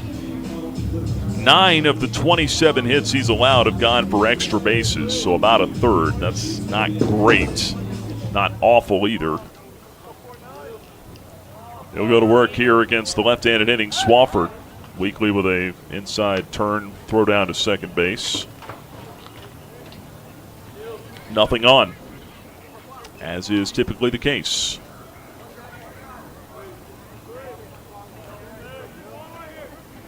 Weekley delivers the pitch. Breaking ball outside, 1-0. Funny thing is they instituted that rule with pitchers having to throw a pickoff throw to a base to not lose the disengagement. They only get 1 disengagement per hitter. Here's a ground ball off to the right side. Sliding stab, Lombardi to his left. Gets up, throws out Swafford at first. Good play. That saved a base hit and a run. And the Aggies' defensive change pays off there. 2 out in the 7th. It'll be up to Ryan Drum. No, it won't. Pinch hitter for the Flames. Anderson Folk will be the hitter. Left-handed bat on to face the right-hander. Folk's done well off the bench for the Flames this year. VCU transfer in his 2nd season with the Flames. The pitch, slider outside, ball 1.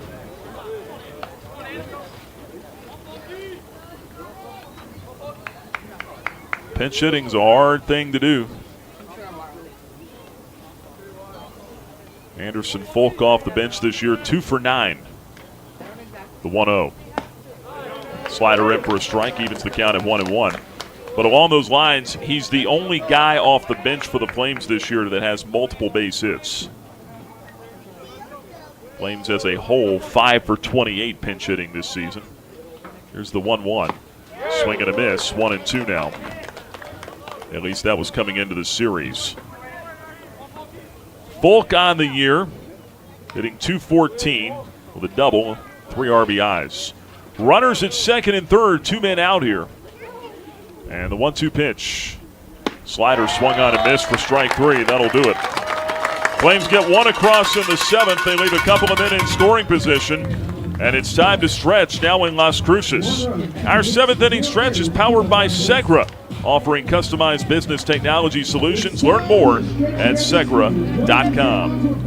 Liberty leads it now 6-2 over New Mexico State.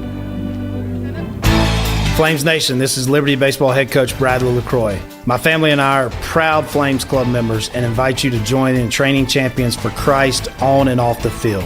Whether you're at the game or cheering from home, your support is valuable and directly impacts our student athletes. Memberships start at just $75 and comes with great benefits like access to premium seating, hospitality, and parking privileges. Join today. Visit libertyflamesclub.org. The Liberty Flames thank Segra for their support. Segra collaborates with companies to offer business-only, carrier-grade connectivity, cybersecurity, voice and cloud solutions tailored to meet their diverse needs. Segra offers these solutions across a fiber network that spans 28 states in the U.S. and is headquartered in Charlotte, North Carolina. They can be reached at Segra.com or 833-GO-SEGRA. Segra, a proud partner of the Liberty Flames Sports Network from Van Wagner. Now, back to more Flames baseball from Van Wagner on the Liberty Flames Sports Network, presented by Abish Financial Services.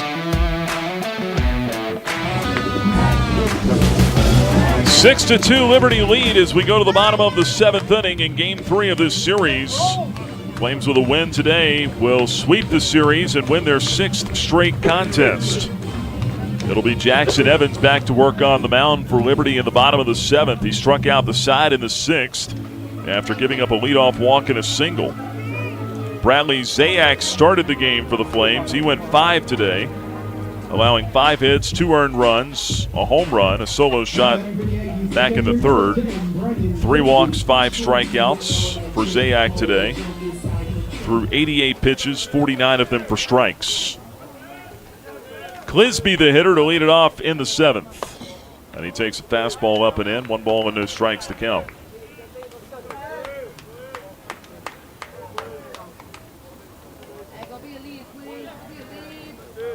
Nine, 1, and 2 hitters due up for the Aggies in the 7th.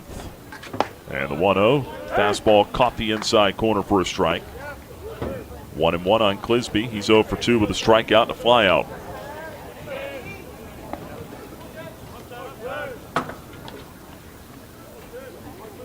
The 1-1 from Evans. Swung on, Tapper foul off to the left. 1 ball and 2 strikes. Jackson Evans from Chapel Hill High School in Durham, North Carolina. True freshman. Was recruited by the previous coaching staff at Liberty. There's the 1-2 pitch. Slider, check swing, fouled it off to the right. Still 1-2. High bouncer off that way. Said UNC head coach Scott Forbes came to watch him pitch in high school and then ended up tipping off Scott Jackson. Forbes and Jackson obviously really good friends. Jackson was still the head coach at Liberty at the time. A swing and a foul back, still 1-2. And that happens from time to time. You might go watch a guy that you're interested in and say, you know what, he's pretty good. Maybe not, doesn't fit quite in what we're doing right now, but I know somebody else he could help. That happens all the time. 1 ball, 2 strikes, the pitch. Slider swung on and missed, strike 3. And Evans has struck out the last 4 he's faced. 1 away in the 7th.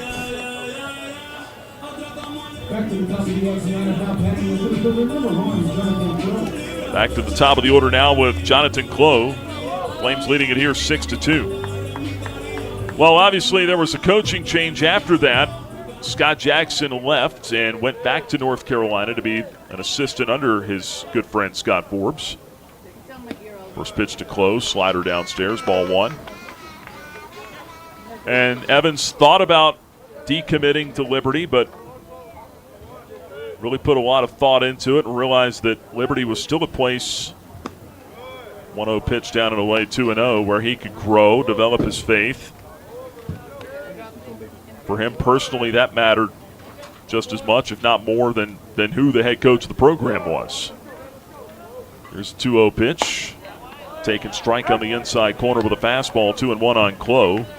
He's reached base 3 times in this game, a double, a home run, and a walk.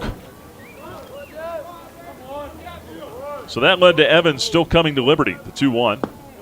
Down and in, 3 balls, 1 strike on Clough with 1 out, nobody on.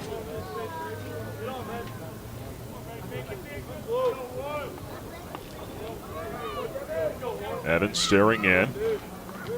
Comes set at the letters. Here's his 3-1. Swung on, line drive left side, out of the reach of a diving Marsh. That'll get into left field for a base hit.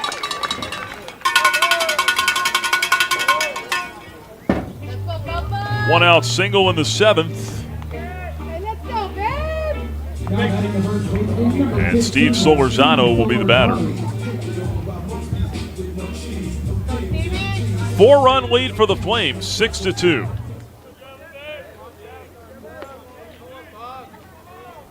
Evans working with a man on now. That broke the string of 4 straight strikeouts. The pitch downstairs to Solorzano, 1-0. I mean, Clough's a good hitter. 4th time he's reached today. His 3rd hit. He's now a triple shy of the cycle. Speaking of Clough. 1-0 count on Solorzano. Pitch to the right-handed batter. Fastball chopped on the ground to short. Marsh, glove hand flip to Swafford. There's 1. Swafford to Sorensen. There's 2. 6-4-3 double play, and the inning is over. Tremendous work by Jackson Evans. Right-hander is through 2 scoreless innings. Down go the Aggies. We go to the top half of the 8th. Liberty on top, 6-2. From Van Wagner, this is the Liberty Flames Sports Network, presented by Abish Financial Services. Have you downloaded the Liberty Flames mobile app? If not, what are you waiting for? The Liberty Flames mobile app is your lifeline to Flames athletics. Get the latest news on your favorite teams, find upcoming schedules, buy and download tickets to the next game, listen to podcasts, and hear our online Liberty Flames Sports Network audio broadcast. High fly ball, deep center field. Snyder going back. It's out of here. It's all on the Liberty Flames mobile app. Download it for free from your mobile app store today. Thousands of our teammates make and deliver 300 of the world's best brands and flavors, locally. From the heartland to the coast, in big cities and small towns. Our products are moving, and our trucks are rolling. We share a passion and a purpose, and we love to refresh and serve our communities. We are Coca-Cola Consolidated, your local bottler. Enjoy Flames baseball with flexibility with a Flames 10-ticket pack. You can mix and match 10 tickets to the games of your choice for just $50. Get yours at LibertyFlamesBaseball.com.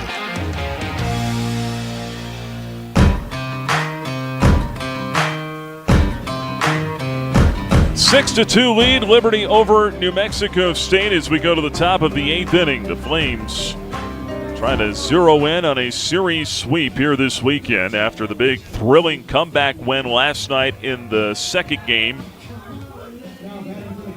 And while those are exhilarating and a lot of fun to call and everyone's happy and hyped up after the game, man, there's something nice about having a lead late. Here's Kyle Vidston. Takes a breaking ball for a strike, 0-1. Vidston got the Flames on the board early today with a 2-run homer back in the 2nd inning, his 4th of the year. He's 1 for 3, a couple of strikeouts since then. Behind in the count here, 0-1 against Dylan Weekley. There's that slider again, swung on and missed, 0-2. That's a really good breaking ball Weekley's got.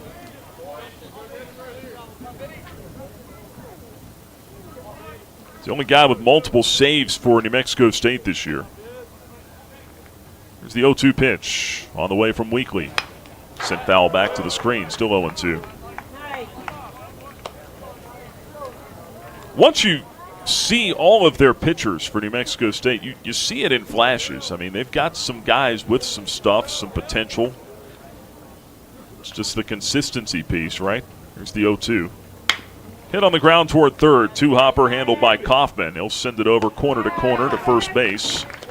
And there's out number one in the 8th inning. One down, that'll bring up Josh Campos. And you've just got to be able to find enough guys that can do that for you and string it together. Year 3 for Jake Angier, the head coach at New Mexico State, former pitching coach at Oregon.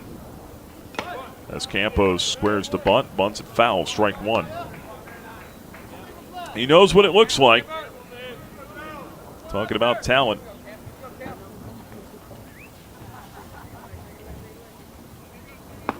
The 1 taken for a strike, 0-2. He was at Oregon for 4 seasons. They went to a super regional in 2023, 3 straight regionals to end his tenure there. The 0-2 pitch. Campos skies this one to shallow right field. Molesky coming in. It'll parachute into his glove, and there's the second out. Woo! Go back to the top of the order now for Tanner Marsh.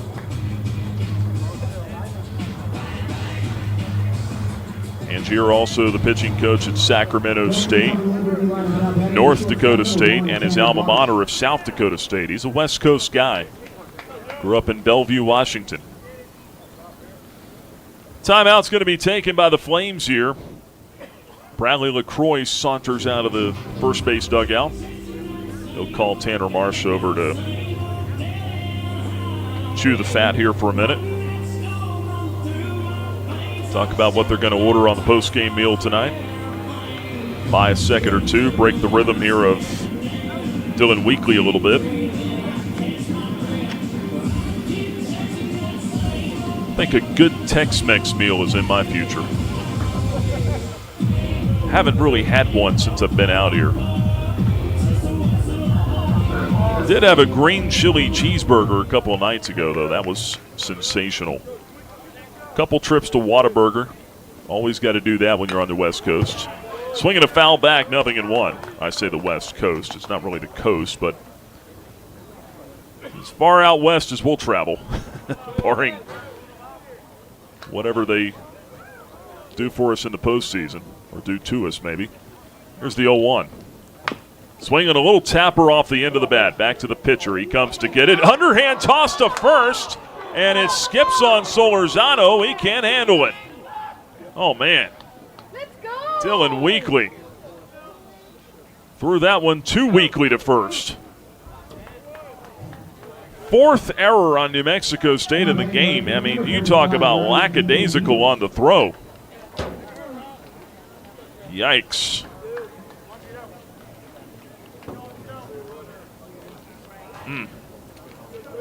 Two out, the inning continues. Here's DiCandido. Swings on the first one, chops it foul past first, strike one. I'm telling you, that's the pitching is obvious, but that defense, they have really got to clean that up.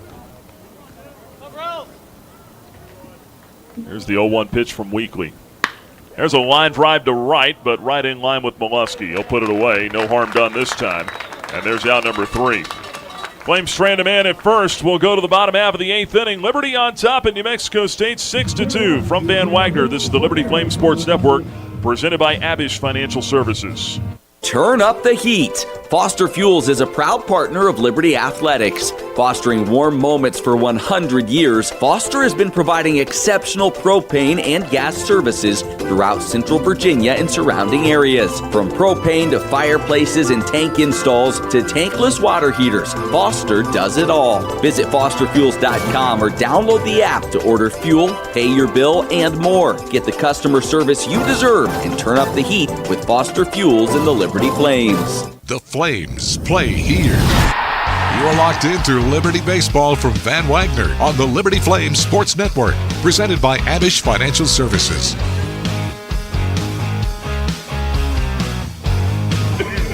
6-2, Flames lead the Aggies as we go to the bottom half of the 8th inning, and Jackson Evans is back out there for a third inning of relief. Why not? 2 scoreless innings so far for him. 4 strikeouts. He walked the first man he saw. He's given up 2 hits. Got the double play ball to get out of it in the 7th. Got Solorzano to ground into a 6-4-3.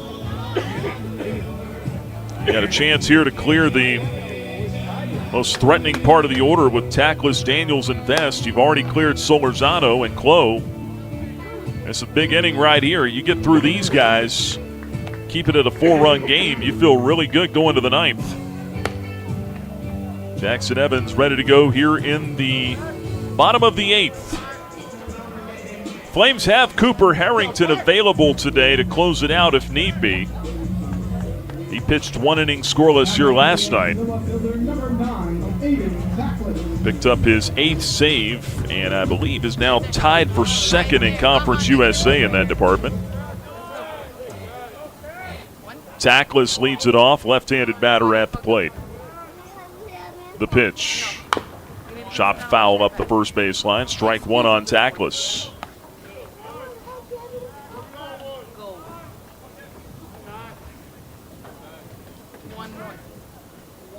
Double check the numbers in Conference USA here. See if we can find the leaders coming into today. There's the 0-1 from Evans.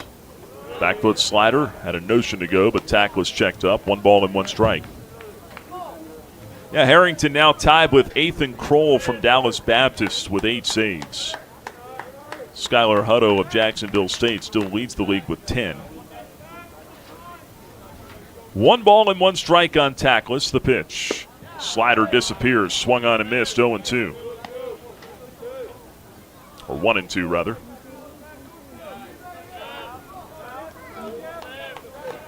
Four strikeouts in this one for Jackson Evans. Ball and 2 strikes. The pitch. Down and in. Yanked it a little bit. 2-2. Well, Evans did not have the fondest of memories of his debut in college. Go all the way back to February. He got in late against West Virginia. The first game of that 3-game series. Pitched down and in, almost hit him. Full count 3-2. Evans gave up a grand slam in the 8th inning to Paul Schoenfeld for the Mountaineers.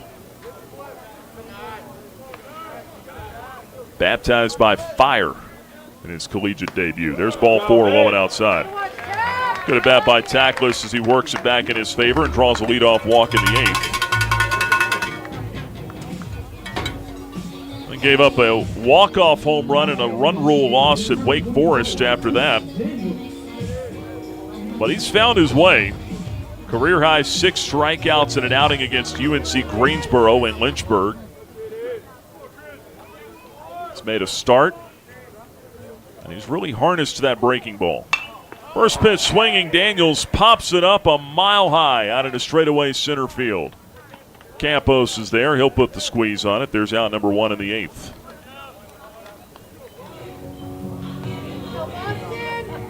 Be curious what the odds would have been. You'd see Jackson Evans at this point after those first couple of outings.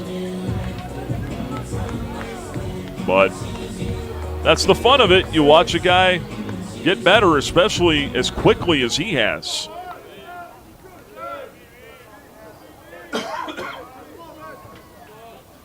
One out, runner at first. The first pitch, a fastball in for a strike to Boston Vest, the right-handed hitter, 0-1. Flames lead at 6-2 in the bottom half of the 8th.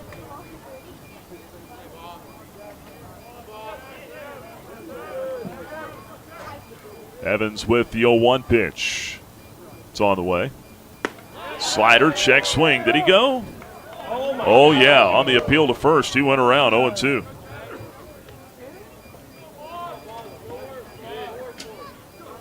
Count on Boston Vest. 2 for 3 with a pair of singles today. 0-2 pitch from Evans. Instead to first, runner back. Talking about Evans, though, in high school, he was a 2-time conference pitcher of the year at Chapel Hill. Set the school record for strikeouts there in his career. Played some travel ball as well. Slider just missed off the outside corner. 1 ball, 2 strikes.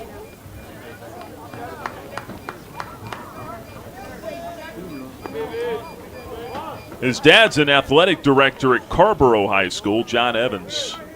Both of his parents work in education. His mom's a teacher. 1-2 pitch lifted down the right field line. Slicing foul. That'll get out of play. Still a ball and 2 strikes on Vest. Talk about growing up in North Carolina, a basketball state, collegiate state. He got into baseball at a very young age when his best friend's dad bought him a glove for his birthday. That kind of piqued his interest. 1-2 pitch downstairs, 2-2 the count.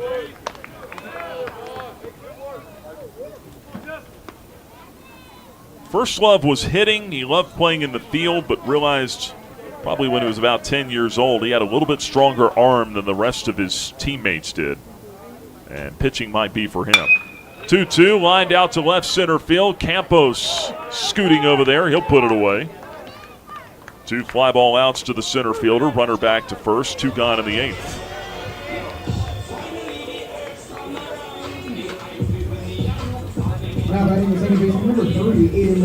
And that'll bring up Aiden Lombardi now. 0 for 1 with a strikeout. He went down swinging against Evans back at a pretty critical point in the 6th inning. The Aggies had 2 on and nobody out. And that started a string of 4 straight strikeouts for Evans. The pitch here. In for a strike. 0-1 on the outside corner. 2 down, bottom of the 8th. Liberty leads at 6-2 at New Mexico State. Jackson Evans with a check of the runner at first. Here's his 0-1.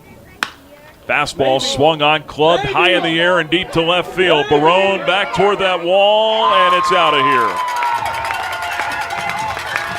Aiden Lombardi didn't miss that one. A 2-out, 2-run homer to left. And New Mexico State inches a little closer. It's now 6-4 in the 8th inning.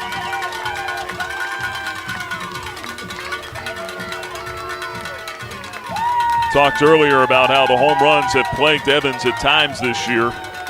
I didn't catch what he threw Lombardi there, but whatever it was, it looked like it was center cut. And he bombs it over the left field wall. For Evans, it's the 6th home run he's given up this season.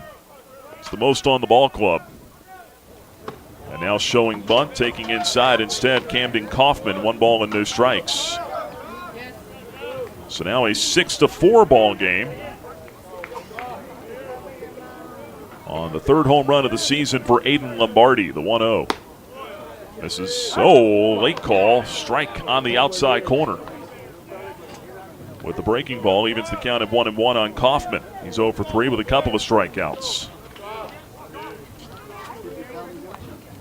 The 1-1. Pitch swung on and missed. Good slider, 1-2.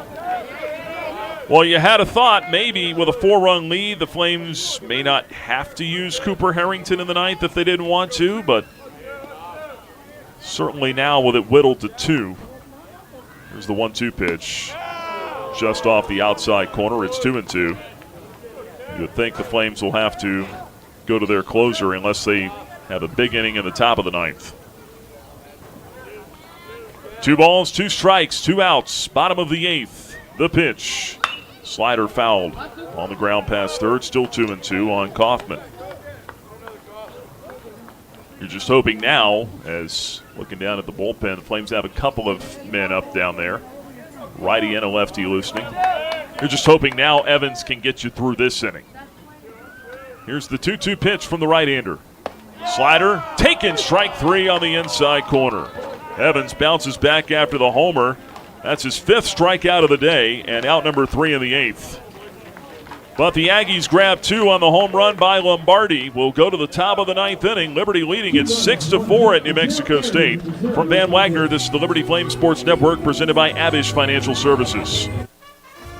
Every great athlete knows the final minutes of the game are where champions are made. Whether it's the last inning, the fourth quarter, or overtime, every move counts. One smart play can seal the win, and one mistake could cost it all. The same can be said for retirement. I'm Abe Abish, founder of Abish Financial Services. Those last 5 to 10 years before you retire, that's your final stretch. At Abish Financial, we can help build a game plan for taxes, healthcare, and income for the years ahead. Call us for your customized retirement playbook, 571-406-4411. If you're over 59 and have $500,000 or more of investable assets, we can create your plan complimentary. 571-406-4411 or visit abishfinancial.com. Investment advisory services offered through Abish Financial Wealth Management, LLC, a registered investment advisor firm. Insurance services offered through Abish Financial Services, Inc., licensed in Virginia.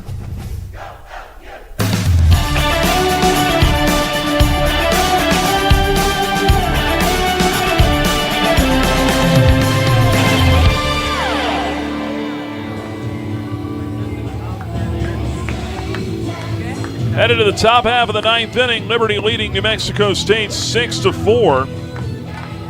It'll be Dylan Weekly back on the mound for the Aggies. And he'll have to face 3, 4, and 5 hitters for the Flames, who would love to grab another run or two here just to pad that cushion. Jordan Jaffe to lead it off, followed by Jackson Sorensen and then Nick Barone. Jaffe 1 out of 2 with a single officially. He's also walked twice and scored 2 runs. Right on right matchup, the pitch from Weekly. Slider in for a strike, 0-1. Looking down at the Flames bullpen, I see Cooper Harrington up down there. You figure he will pitch the ninth inning here. 0-1, backs up, misses inside. 1 ball and 1 strike on Jordan Jaffe.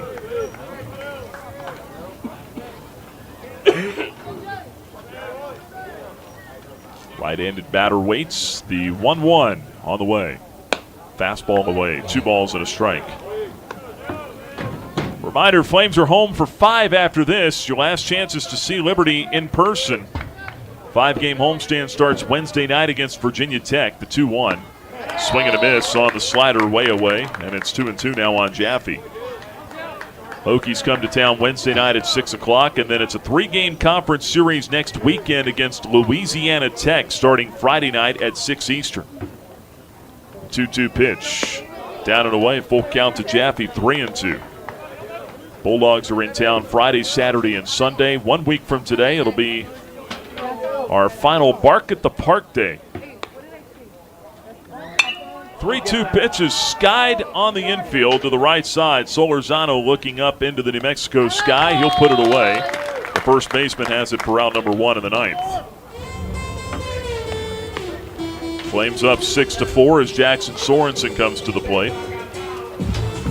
But hope you'll join us next weekend. Baseball bingo on Saturday against La Tech. Bark at the Park on Sunday. Bring your dog to Worthington Field at Liberty Baseball Stadium. Also, join the Flames Pup Club. Get a bandana, chew toy, and leash, plus tickets to the game, all for just $50.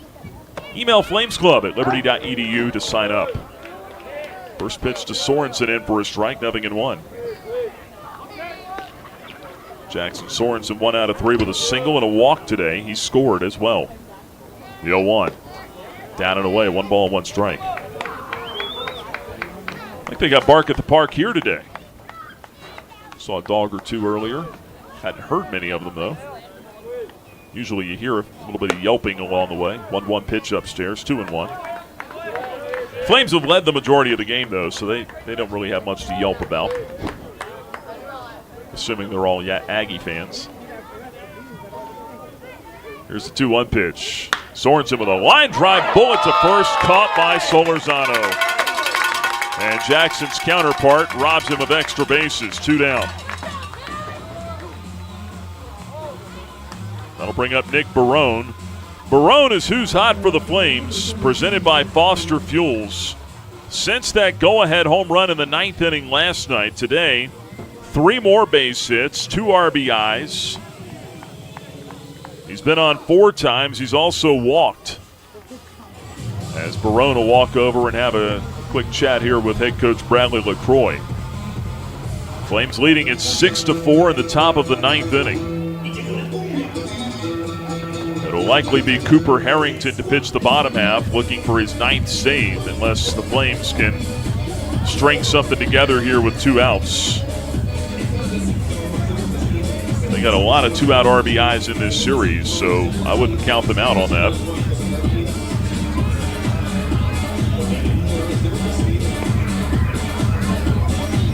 Only one of them today, but in the series, Liberty with 10 2-out RBIs. That's not right. They've got 2 2-out RBIs today. Bidston's 2-run homer in the second. Swung on, lifted down the right field line, curling foul. That will get out of play over by the bullpen. Strike 1. Like I mentioned, today is also Dollar Dog Day, so kind of fitting here at the New Mexico State Ballpark. They have Dollar Dog Day along with Bark at the Park. I took advantage of that pregame. Only one hot dog. I got to save some room for that Tex-Mex meal later. 0-1 pitch. That's line to left field. Another base hit for Barone. Everybody loves Nick. 2-out single in the 9th. His 4th hit of the ball game. He's on for the 5th time. Here's Easton Swafford. Swafford 0 for 4, reached on an error in the 5th inning.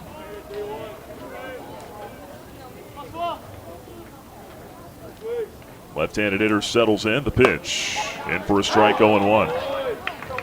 Speaking of hot dog promotions, did you see the one the other day at Seattle? They retired Randy Johnson's number 51 up there, and in conjunction with that, they served a 51-inch hot dog. Pitch in for a strike on a breaking ball, 0-2. I want to say that thing was like $28. A 51-inch hot dog at T-Mobile Park in Seattle. It's the 0-2 pitch. Runner not going. Pitch out. Nothing happening. Boy, you don't see those very often. 1 ball, 2 strikes.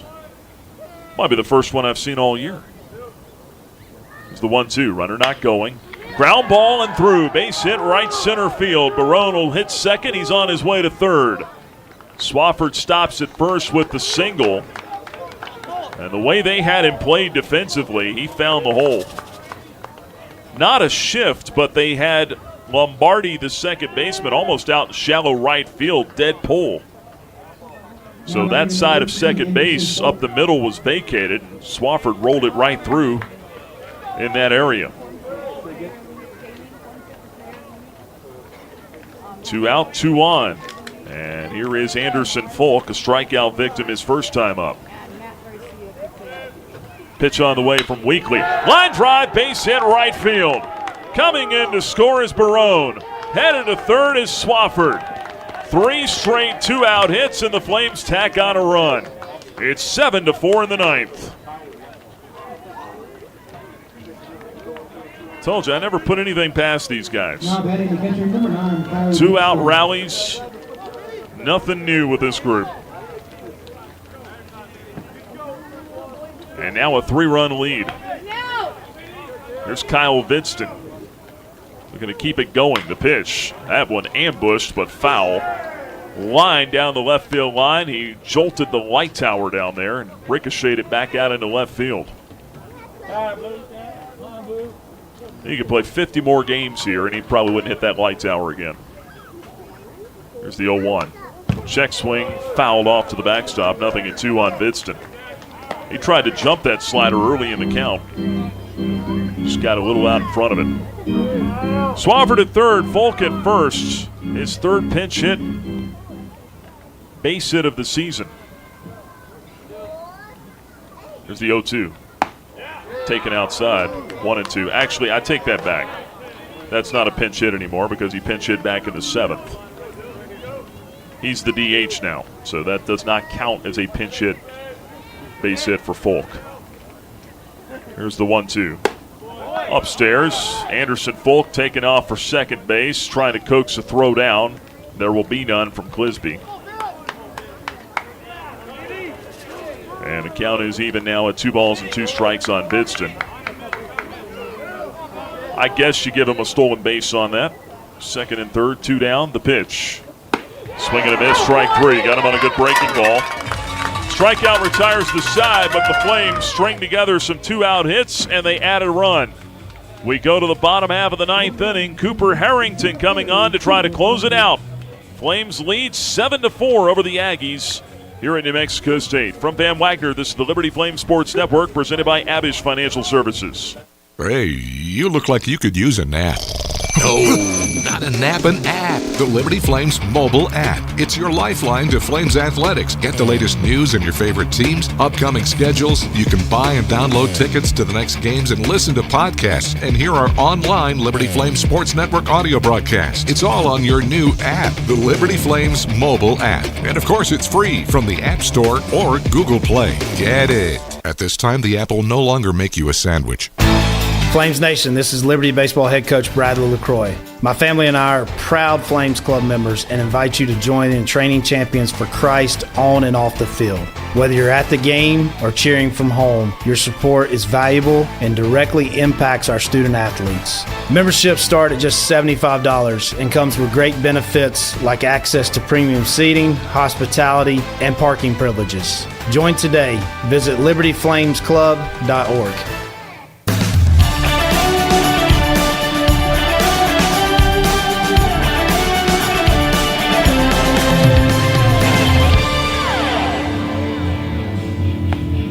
Liberty 7, New Mexico State 4 as we go to the bottom half of the 9th inning.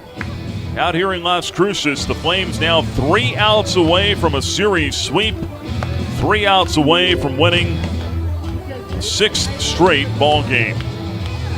And right-hander Cooper Harrington is on to pitch in the 9th. He is looking for his 9th save of the season. Would give him sole possession of second place on the leaderboard in Conference USA in that department.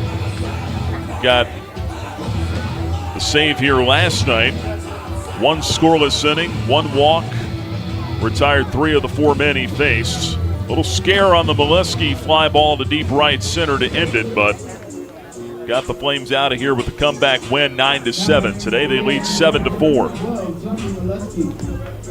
Big insurance run picked up there in the top of the 9th. Harrington takes over for Jackson Evans, who went 3 innings, gave up 2 runs on the homer by Lombardi. Tommy Molesky leads off. Switch hitter batting left. The pitch from Harrington misses outside. 1 ball and no strikes. Cooper Harrington on the year, making his 18th appearance, 2-1 record, 8 saves, and a 3.93 ERA. Here's the 1-0. Fastball caught the inside corner for a strike, and it's even at 1-1. Harrington, 36 2/3 innings pitched, 8 walks to 44 strikeouts. Incredible strikeout to walk ratio. Here's his 1-1. There's a line drive to right, and that'll lay down for a base hit. Not a good start to the 9th inning. Leadoff single for Molesky, his 2nd hit of the ball game. And a runner aboard for the Aggies. But that insurance run's so clutch for the Flames in the top of the inning because now they need another base runner to get the tying run up there. Here's Clisby. He's 0 for 3.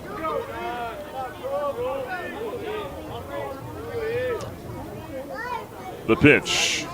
Swing, high, pop up into left field. Nick Barone is under it. Sunglasses on. He will make the catch. And there is out number 1. The runner will park it at first base. However, unfortunately, what that did do with the leadoff single is it ensures Steve Solorzano another plate appearance. Unless you can get Clode to hit into a double play here or something. Jonathan Clough at the plate. He's had a good day. Been on base all 4 times he's been up. The pitch. Right-handed batter takes a strike on the inner half, 0-1. 7-4. Flames lead it in the 9th. Let's go, JC!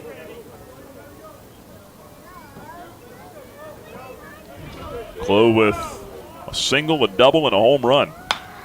Fouls this one off, sprayed to the right side. Quickly 0-2 in favor of Harrington. He's also walked. Chloe triple away from the cycle.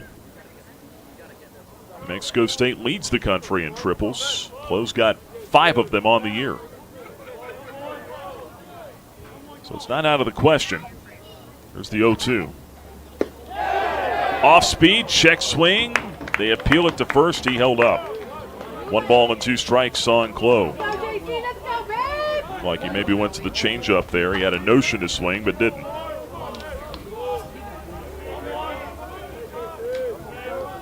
One-two count. Arrington the stretch and the pitch. Foul away to the right. Chloe, tough out with 2 strikes. Still 1-2.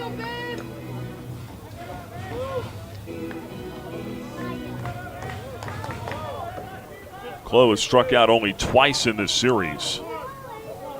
Runner at first edging away. The 1-2 pitch. Down and away. 2 balls, 2 strikes. He's worked it even.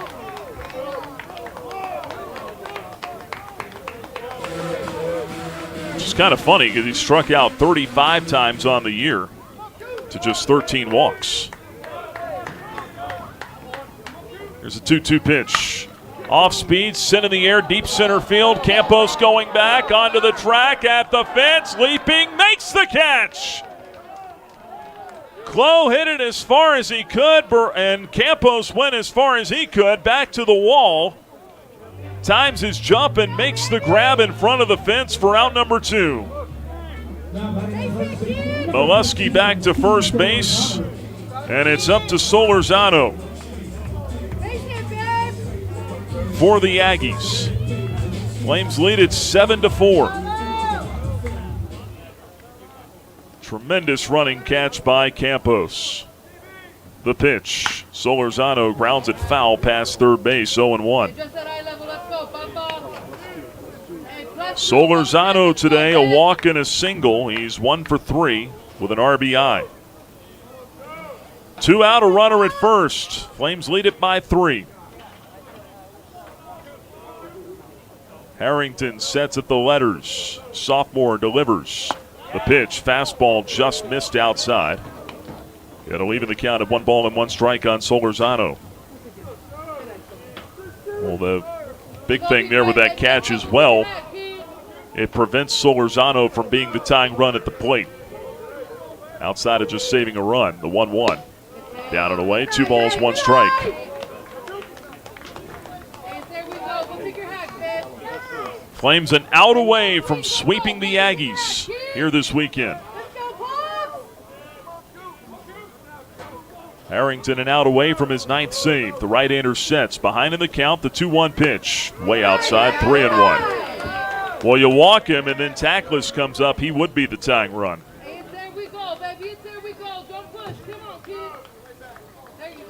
Solorzano, I don't know if he was sniffing his bat or kissing the handle. 1. Now he settles back in. Here's a 3-1 pitch.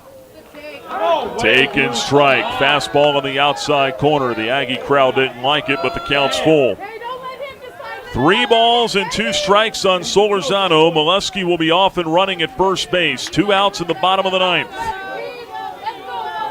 Cooper Harrington toes the rubber. Looks in. Sets at the letters. The 3-2 pitch with 2 outs. Swinging a ground ball to third. 2-hopper to Jaffe. Should do it. It does do it. The throw to first in time for out number 3. The Flames bust out the brooms in Las Cruces. Liberty wins it over New Mexico State. 7-4 the final score. 6 straight wins for the Flames. Cooper Harrington with his 9th save, and we are shaking hands before a happy flight back to Lynchburg. We'll have the totals and our post-game chat with head coach Bradley LaCroix coming up on the Coca-Cola 10th Inning Show. Thousands of our teammates make and deliver 300 of the world's best brands and flavors, locally. From the heartland to the coast, in big cities and small towns. Our products are moving, and our trucks are rolling. We share a passion and a purpose, and we love to refresh and serve our communities. We are Coca-Cola Consolidated, your local bottler. Move those coffee chains, Flames fans, and go local. Central Virginia's own Ironclad Coffee Roasters and Baking Company is the premier coffee partner of Liberty Athletics. Pay them a visit at one of their cafes in the Richmond area or at the Richmond International Airport. They'll also ship their specialty grade coffee straight to your door. Visit ironcladcoffee.com, that's www.ironcladcoffee.com, to check out the coffee Flames fans are talking about. What's important isn't that Freedom First has been in business since 1956. What's important is how we've been doing business since 1956. Since day one, we have been accountable to our members, not stockholders. We make loans that cost less, offer savings plans that pay more, and give back to our community, and that hasn't changed. What has changed is our ability to serve you with more locations and more technology to simplify your financial life. Freedom First. It's a place where anyone in our region can bank for good. Score big at Haley's Appliance and Haley's Outdoor in Lynchburg with major brands of appliances that will make your house feel like a home and outdoor equipment to have your yard looking its best. Haley's puts customer service first. They deliver and service all of the products they sell and will take care of the process from start to finish. Log on to Haleys.com today for product availability. Haley's Appliance and Haley's Outdoor in Lynchburg is a proud sponsor for Liberty Flames Athletics.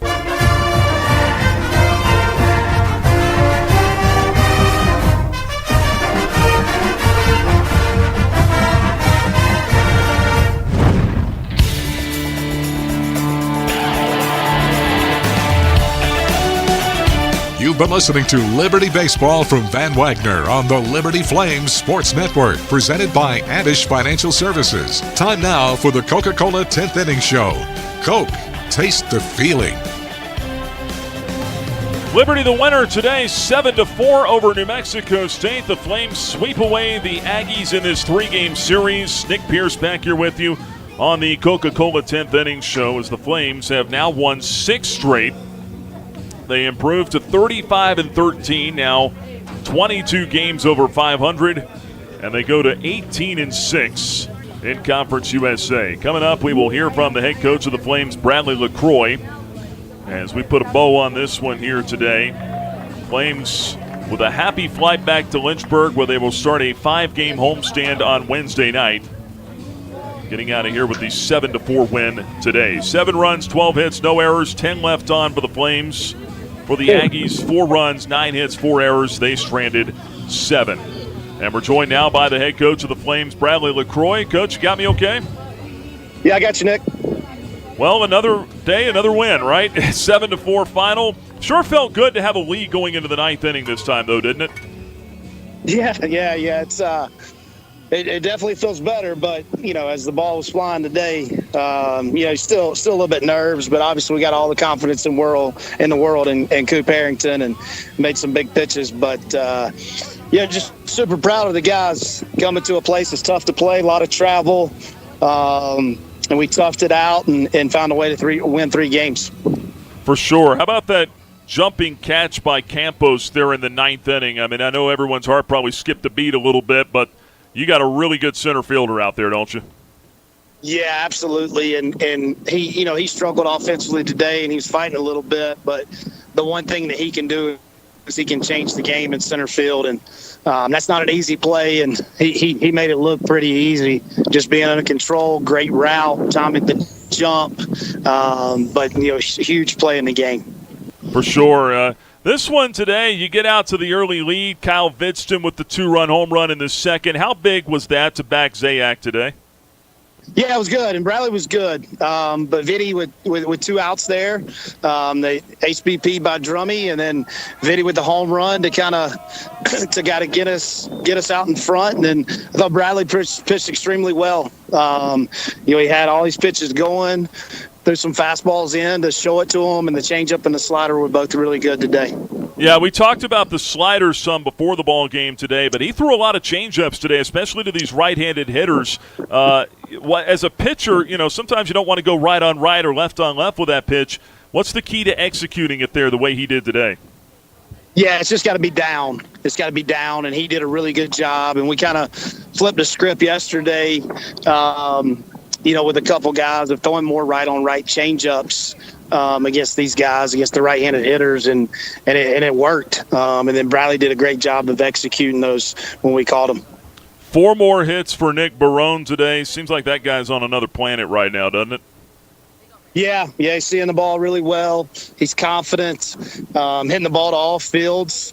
And it makes it tough on the guy in the other dugout, calling pitches. But he's locked in right now, and give the guys in front of him credit, for being on when he comes up. He's just racking up some RBIs. Yeah, and then a couple hits today for Tanner Marsh as well. I mean, offensively, you get 12 hits. You tack on that run late. I know that had to be pleasing to you. Let's talk a little bit about the bullpen here, though. We mentioned Harrington. How about Jackson Evans today with the outing that he had? 3 innings. I know he gave up the 2-run homer there late, but I thought his stuff was pretty good today, too.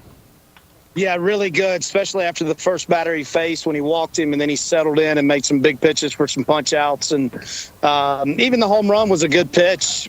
I don't think the guy really barreled it. It's a product of the ballpark. Give their kid credit, but, he really showed some toughness and some belief in that slider and threw enough fastballs when he needed to.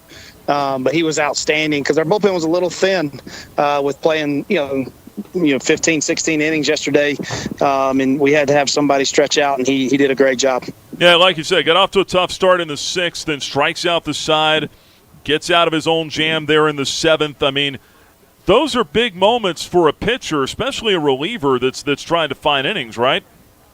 Yeah, absolutely, and especially for a freshman. He's really, really matured and grown this year in the situations that he's been in. Been really, really good.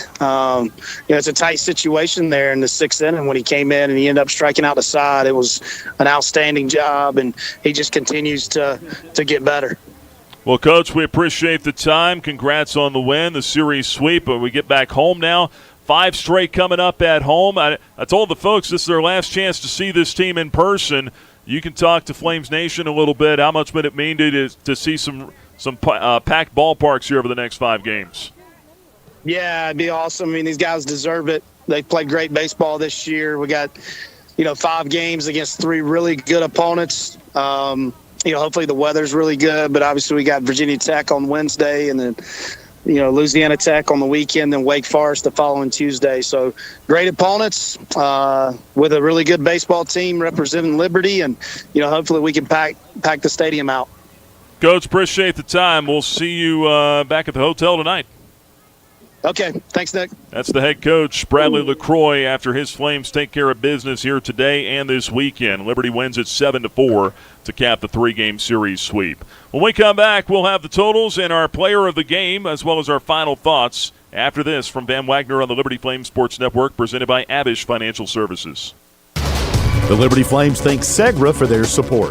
Segra collaborates with companies to offer business-only, carrier-grade connectivity, cybersecurity, voice and cloud solutions tailored to meet their diverse needs. Segra offers these solutions across a fiber network that spans 28 states in the U.S. and is headquartered in Charlotte, North Carolina.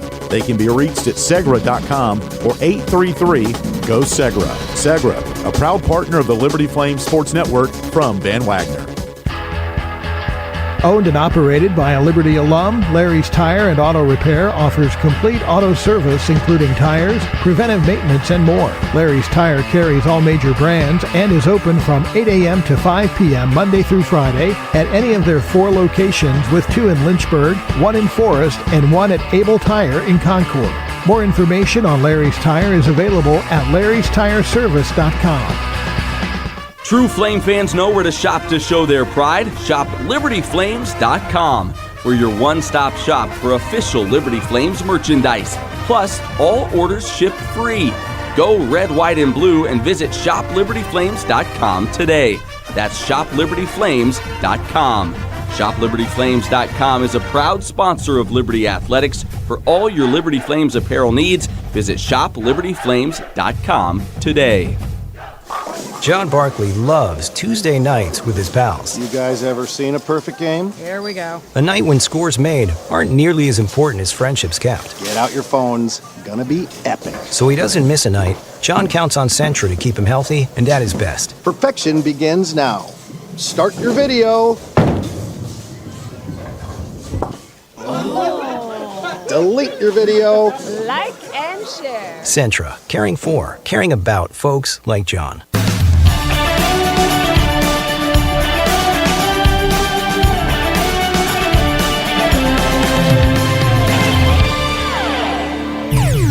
You've been listening to Flames Baseball. Now we're taking you home with the Coca-Cola 10th Inning Show from Van Wagner on the Liberty Flames Sports Network, presented by Abish Financial Services.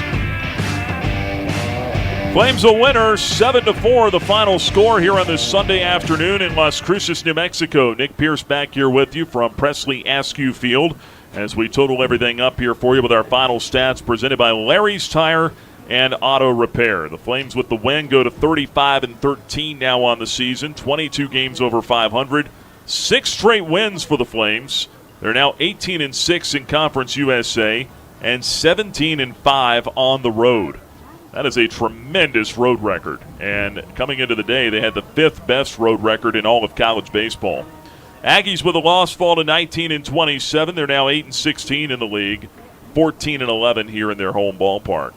And today, a little bit different than last night's Game 2 of the series. Flames were able to jump out to an early lead in the top of the second inning with 2 outs.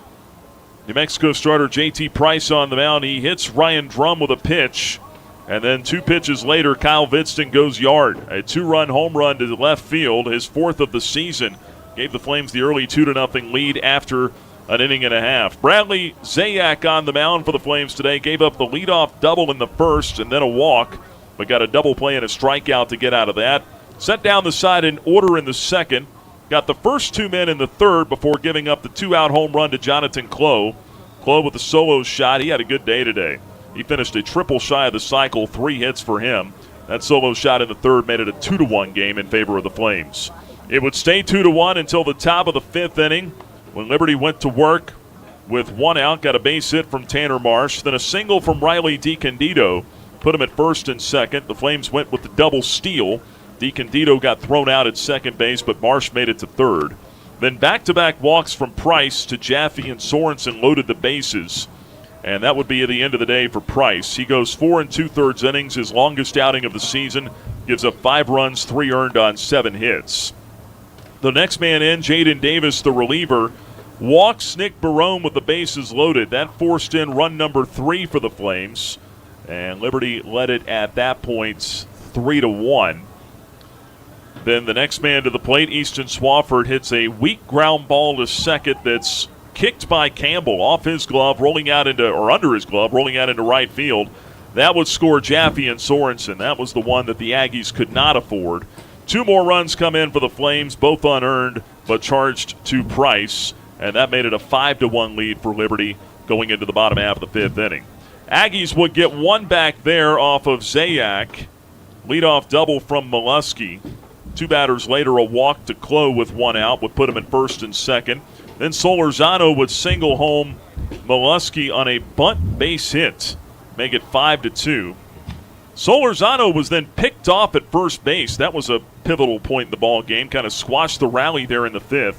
And Zayak got a fly out to center field from Tackless to get out of the 5th inning with just the 1-run scoring. Zayak today goes 5 innings, gives up 2 earned runs on 5 hits, 3 walks and 5 strikeouts for the Flames starter. Also gave up a home run on 88 pitches, 49 of them for strikes. Zayak ends up getting the win. He goes to 6-0. Flames led it 5-2 after 5. It was 5-2 into the top of the 7th inning when Liberty would add another run. They get a 1-out walk from Jordan Jaffe. Then 2 base hits after that from Sorensen and Barone. Barone's hit 1 of 4 today. That drove in Jaffe to make it 6-2 Flames. Nick Barone, 4 hits today, 2 RBIs. Jackson Evans, good work out of the bullpen. 2 scoreless innings in the 6th and 7th. Did give up the 2-out, 2-run home run in the 8th. And that would cut into the Liberty lead, made it 6-4. But the Flames added another run in the top of the 9th off of reliever Dylan Weekley. Strung together 3 2-out hits. Singles from Barone, Swafford, and then Anderson Folk with the RBI base hit in the 9th to make it 7-4. Cooper Harrington would come on in the bottom half of the 9th. Gave up the leadoff single to Molesky, but then got the next 3 batters in a row. Jonathan Clough hit one as far as he could. Sent Campos back to the wall in center field, made a tremendous leaping catch for the second out of the inning, and then got Steve Solorzano to ground out to third to end it. So Harrington picks up the save. All told for the Flames, 7 runs, 12 hits, no errors, 10 left on base. For the Aggies, 4 runs, 9 hits, 4 errors, and 7 left on. Zayak the winner, he's 7-0. Price the loser, he's 3-4. Harrington, his 9th save, second most in Conference USA. Time of the game, 2 hours, 59 minutes, 388 paid to see it at Presley Askew Field in Las Cruces. Your totals are presented by Larry's Tire and Auto Repair. It's time now to bring you our Thompson Brooks Insurance Player of the Game.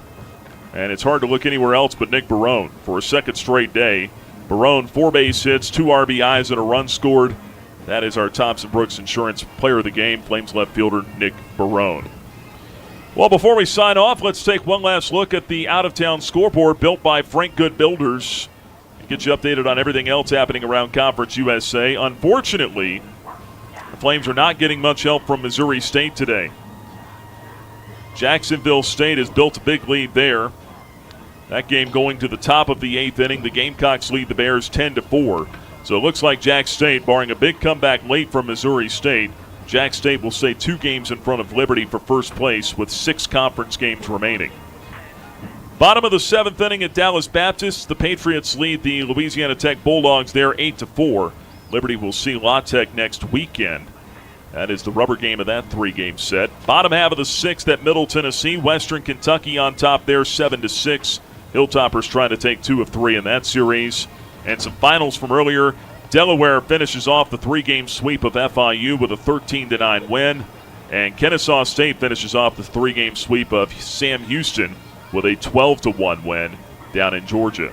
So an updated look at the standings. Liberty, with the win today, goes to 18-6 in the conference. Again, just a game and a half back currently of Jacksonville State, but if the Gamecocks hold on, it'll still be 2 games back. Missouri State right now 15-8, probably on its way to 15-9, so they would lose ground on the Flames in the standings there. They'd be 3 games back of second place. We'll see with La Tech and Dallas Baptist. One of those teams has to win that game, so one of those 2 teams will stay 2 games back of the Flames for second place. Sam Houston with that loss today drops to, let's see here, doing some quick math, 9-15. So Sam Houston, New Mexico State, though, losing today. They go to 8-16. So the Aggies would stay a game back of the Bearcats for the last spot in the Conference USA tournament. FIU with the loss, falling to 6-18. So I can't do math that quickly, but FIU could very well be out of the conference tournament situation. Very close to being mathematically out of it after getting swept by Delaware this weekend. So that's an updated look at the standings, updated look at the RPI as well. Liberty was, I believe, 27 coming into today. We'll check out WarrenNolan.com with the RPI Live. And Liberty still 27. 35-13 record. That's a really, really good place to be. The Flames right now have themselves in line for a potential national seed in terms of an at-large bid or maybe an auto bid. Who knows if the Flames win the Conference USA tournament. Right now, I think the Flames are in a really good place looking to try to build the postseason resume. The Flames, if they finish inside the top 30, I think they're going to get a national seed, which means they would be a 2 seed in someone's regional somewhere. So that's an updated look at the postseason. That's an updated look at the conference standings as the Flames get the win here today by the final score of 7-4. They wrap up the 3-game series sweep. And our next broadcast will come your way on Wednesday night when the Flames are back in Lynchburg, Virginia. Home sweet home. Kicking off a 5-game homestand. It will be Liberty and Virginia Tech. 6 o'clock Eastern first pitch, 6:05 to be exact. And we're on the air at 5:30 with pregame coverage from Van Wagner on the Liberty Flame Sports Network, presented by Abish Financial Services. Until then, it's been a pleasure this weekend. Thank you so much for joining us all weekend long for Flames baseball. Again, Liberty caps the sweep today with the 7-4 win at New Mexico State. For all of us at the network, my name is Nick Pierce. Until Wednesday night, so long, everybody.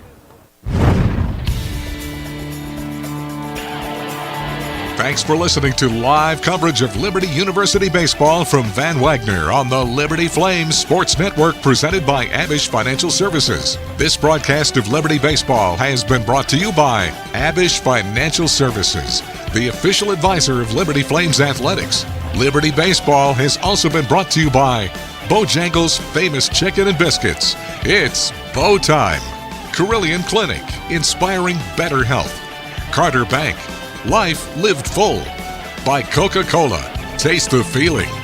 Centra Health, Crossroads Family Dentistry. Destination Bedford. By 11 West. Foster Fuels, providing reliable service for 100 years. Frank Good Builders. Freedom First Credit Union. Start banking for good with Freedom First today. By Gentry Lock Attorneys. The Good Feet Store. Haley's Appliance and Outdoors. Ironclad Coffee Roasters, craft roasted in Richmond, Virginia. By Larry's Tire and Auto Repair, preventative maintenance, repair, and service at multiple locations and at larrystireservice.com. The Liberty Bookstore, the official online store of Liberty Athletics. Lynchburg Nissan. Nobody beats our prices. Nobody. Peary Family Dentistry. By Rogers Heating and Cooling, servicing Greater Lynchburg's HVAC and electrical needs. Segra, offering customized business technology solutions at segra.com. And by Thompson Brooks Insurance, planning today for tomorrow. The General Manager of Van Wagner Sports and Entertainment is Justin Metzger. Network Director Alan York. Coordinating producers Nick Pierce, Kyle Sykes, and Victoria Carter. I'm staff announcer Jeff Lawrence with a special thanks to Liberty University Athletics Director Ian McCaw, Senior Associate Athletics Director Robert Goodman, and Senior Associate Strategic Communications Director Ryan Baumberger. Liberty Flames Baseball is an exclusive presentation from Van Wagner on the Liberty Flames Sports Network, presented by Abish Financial Services.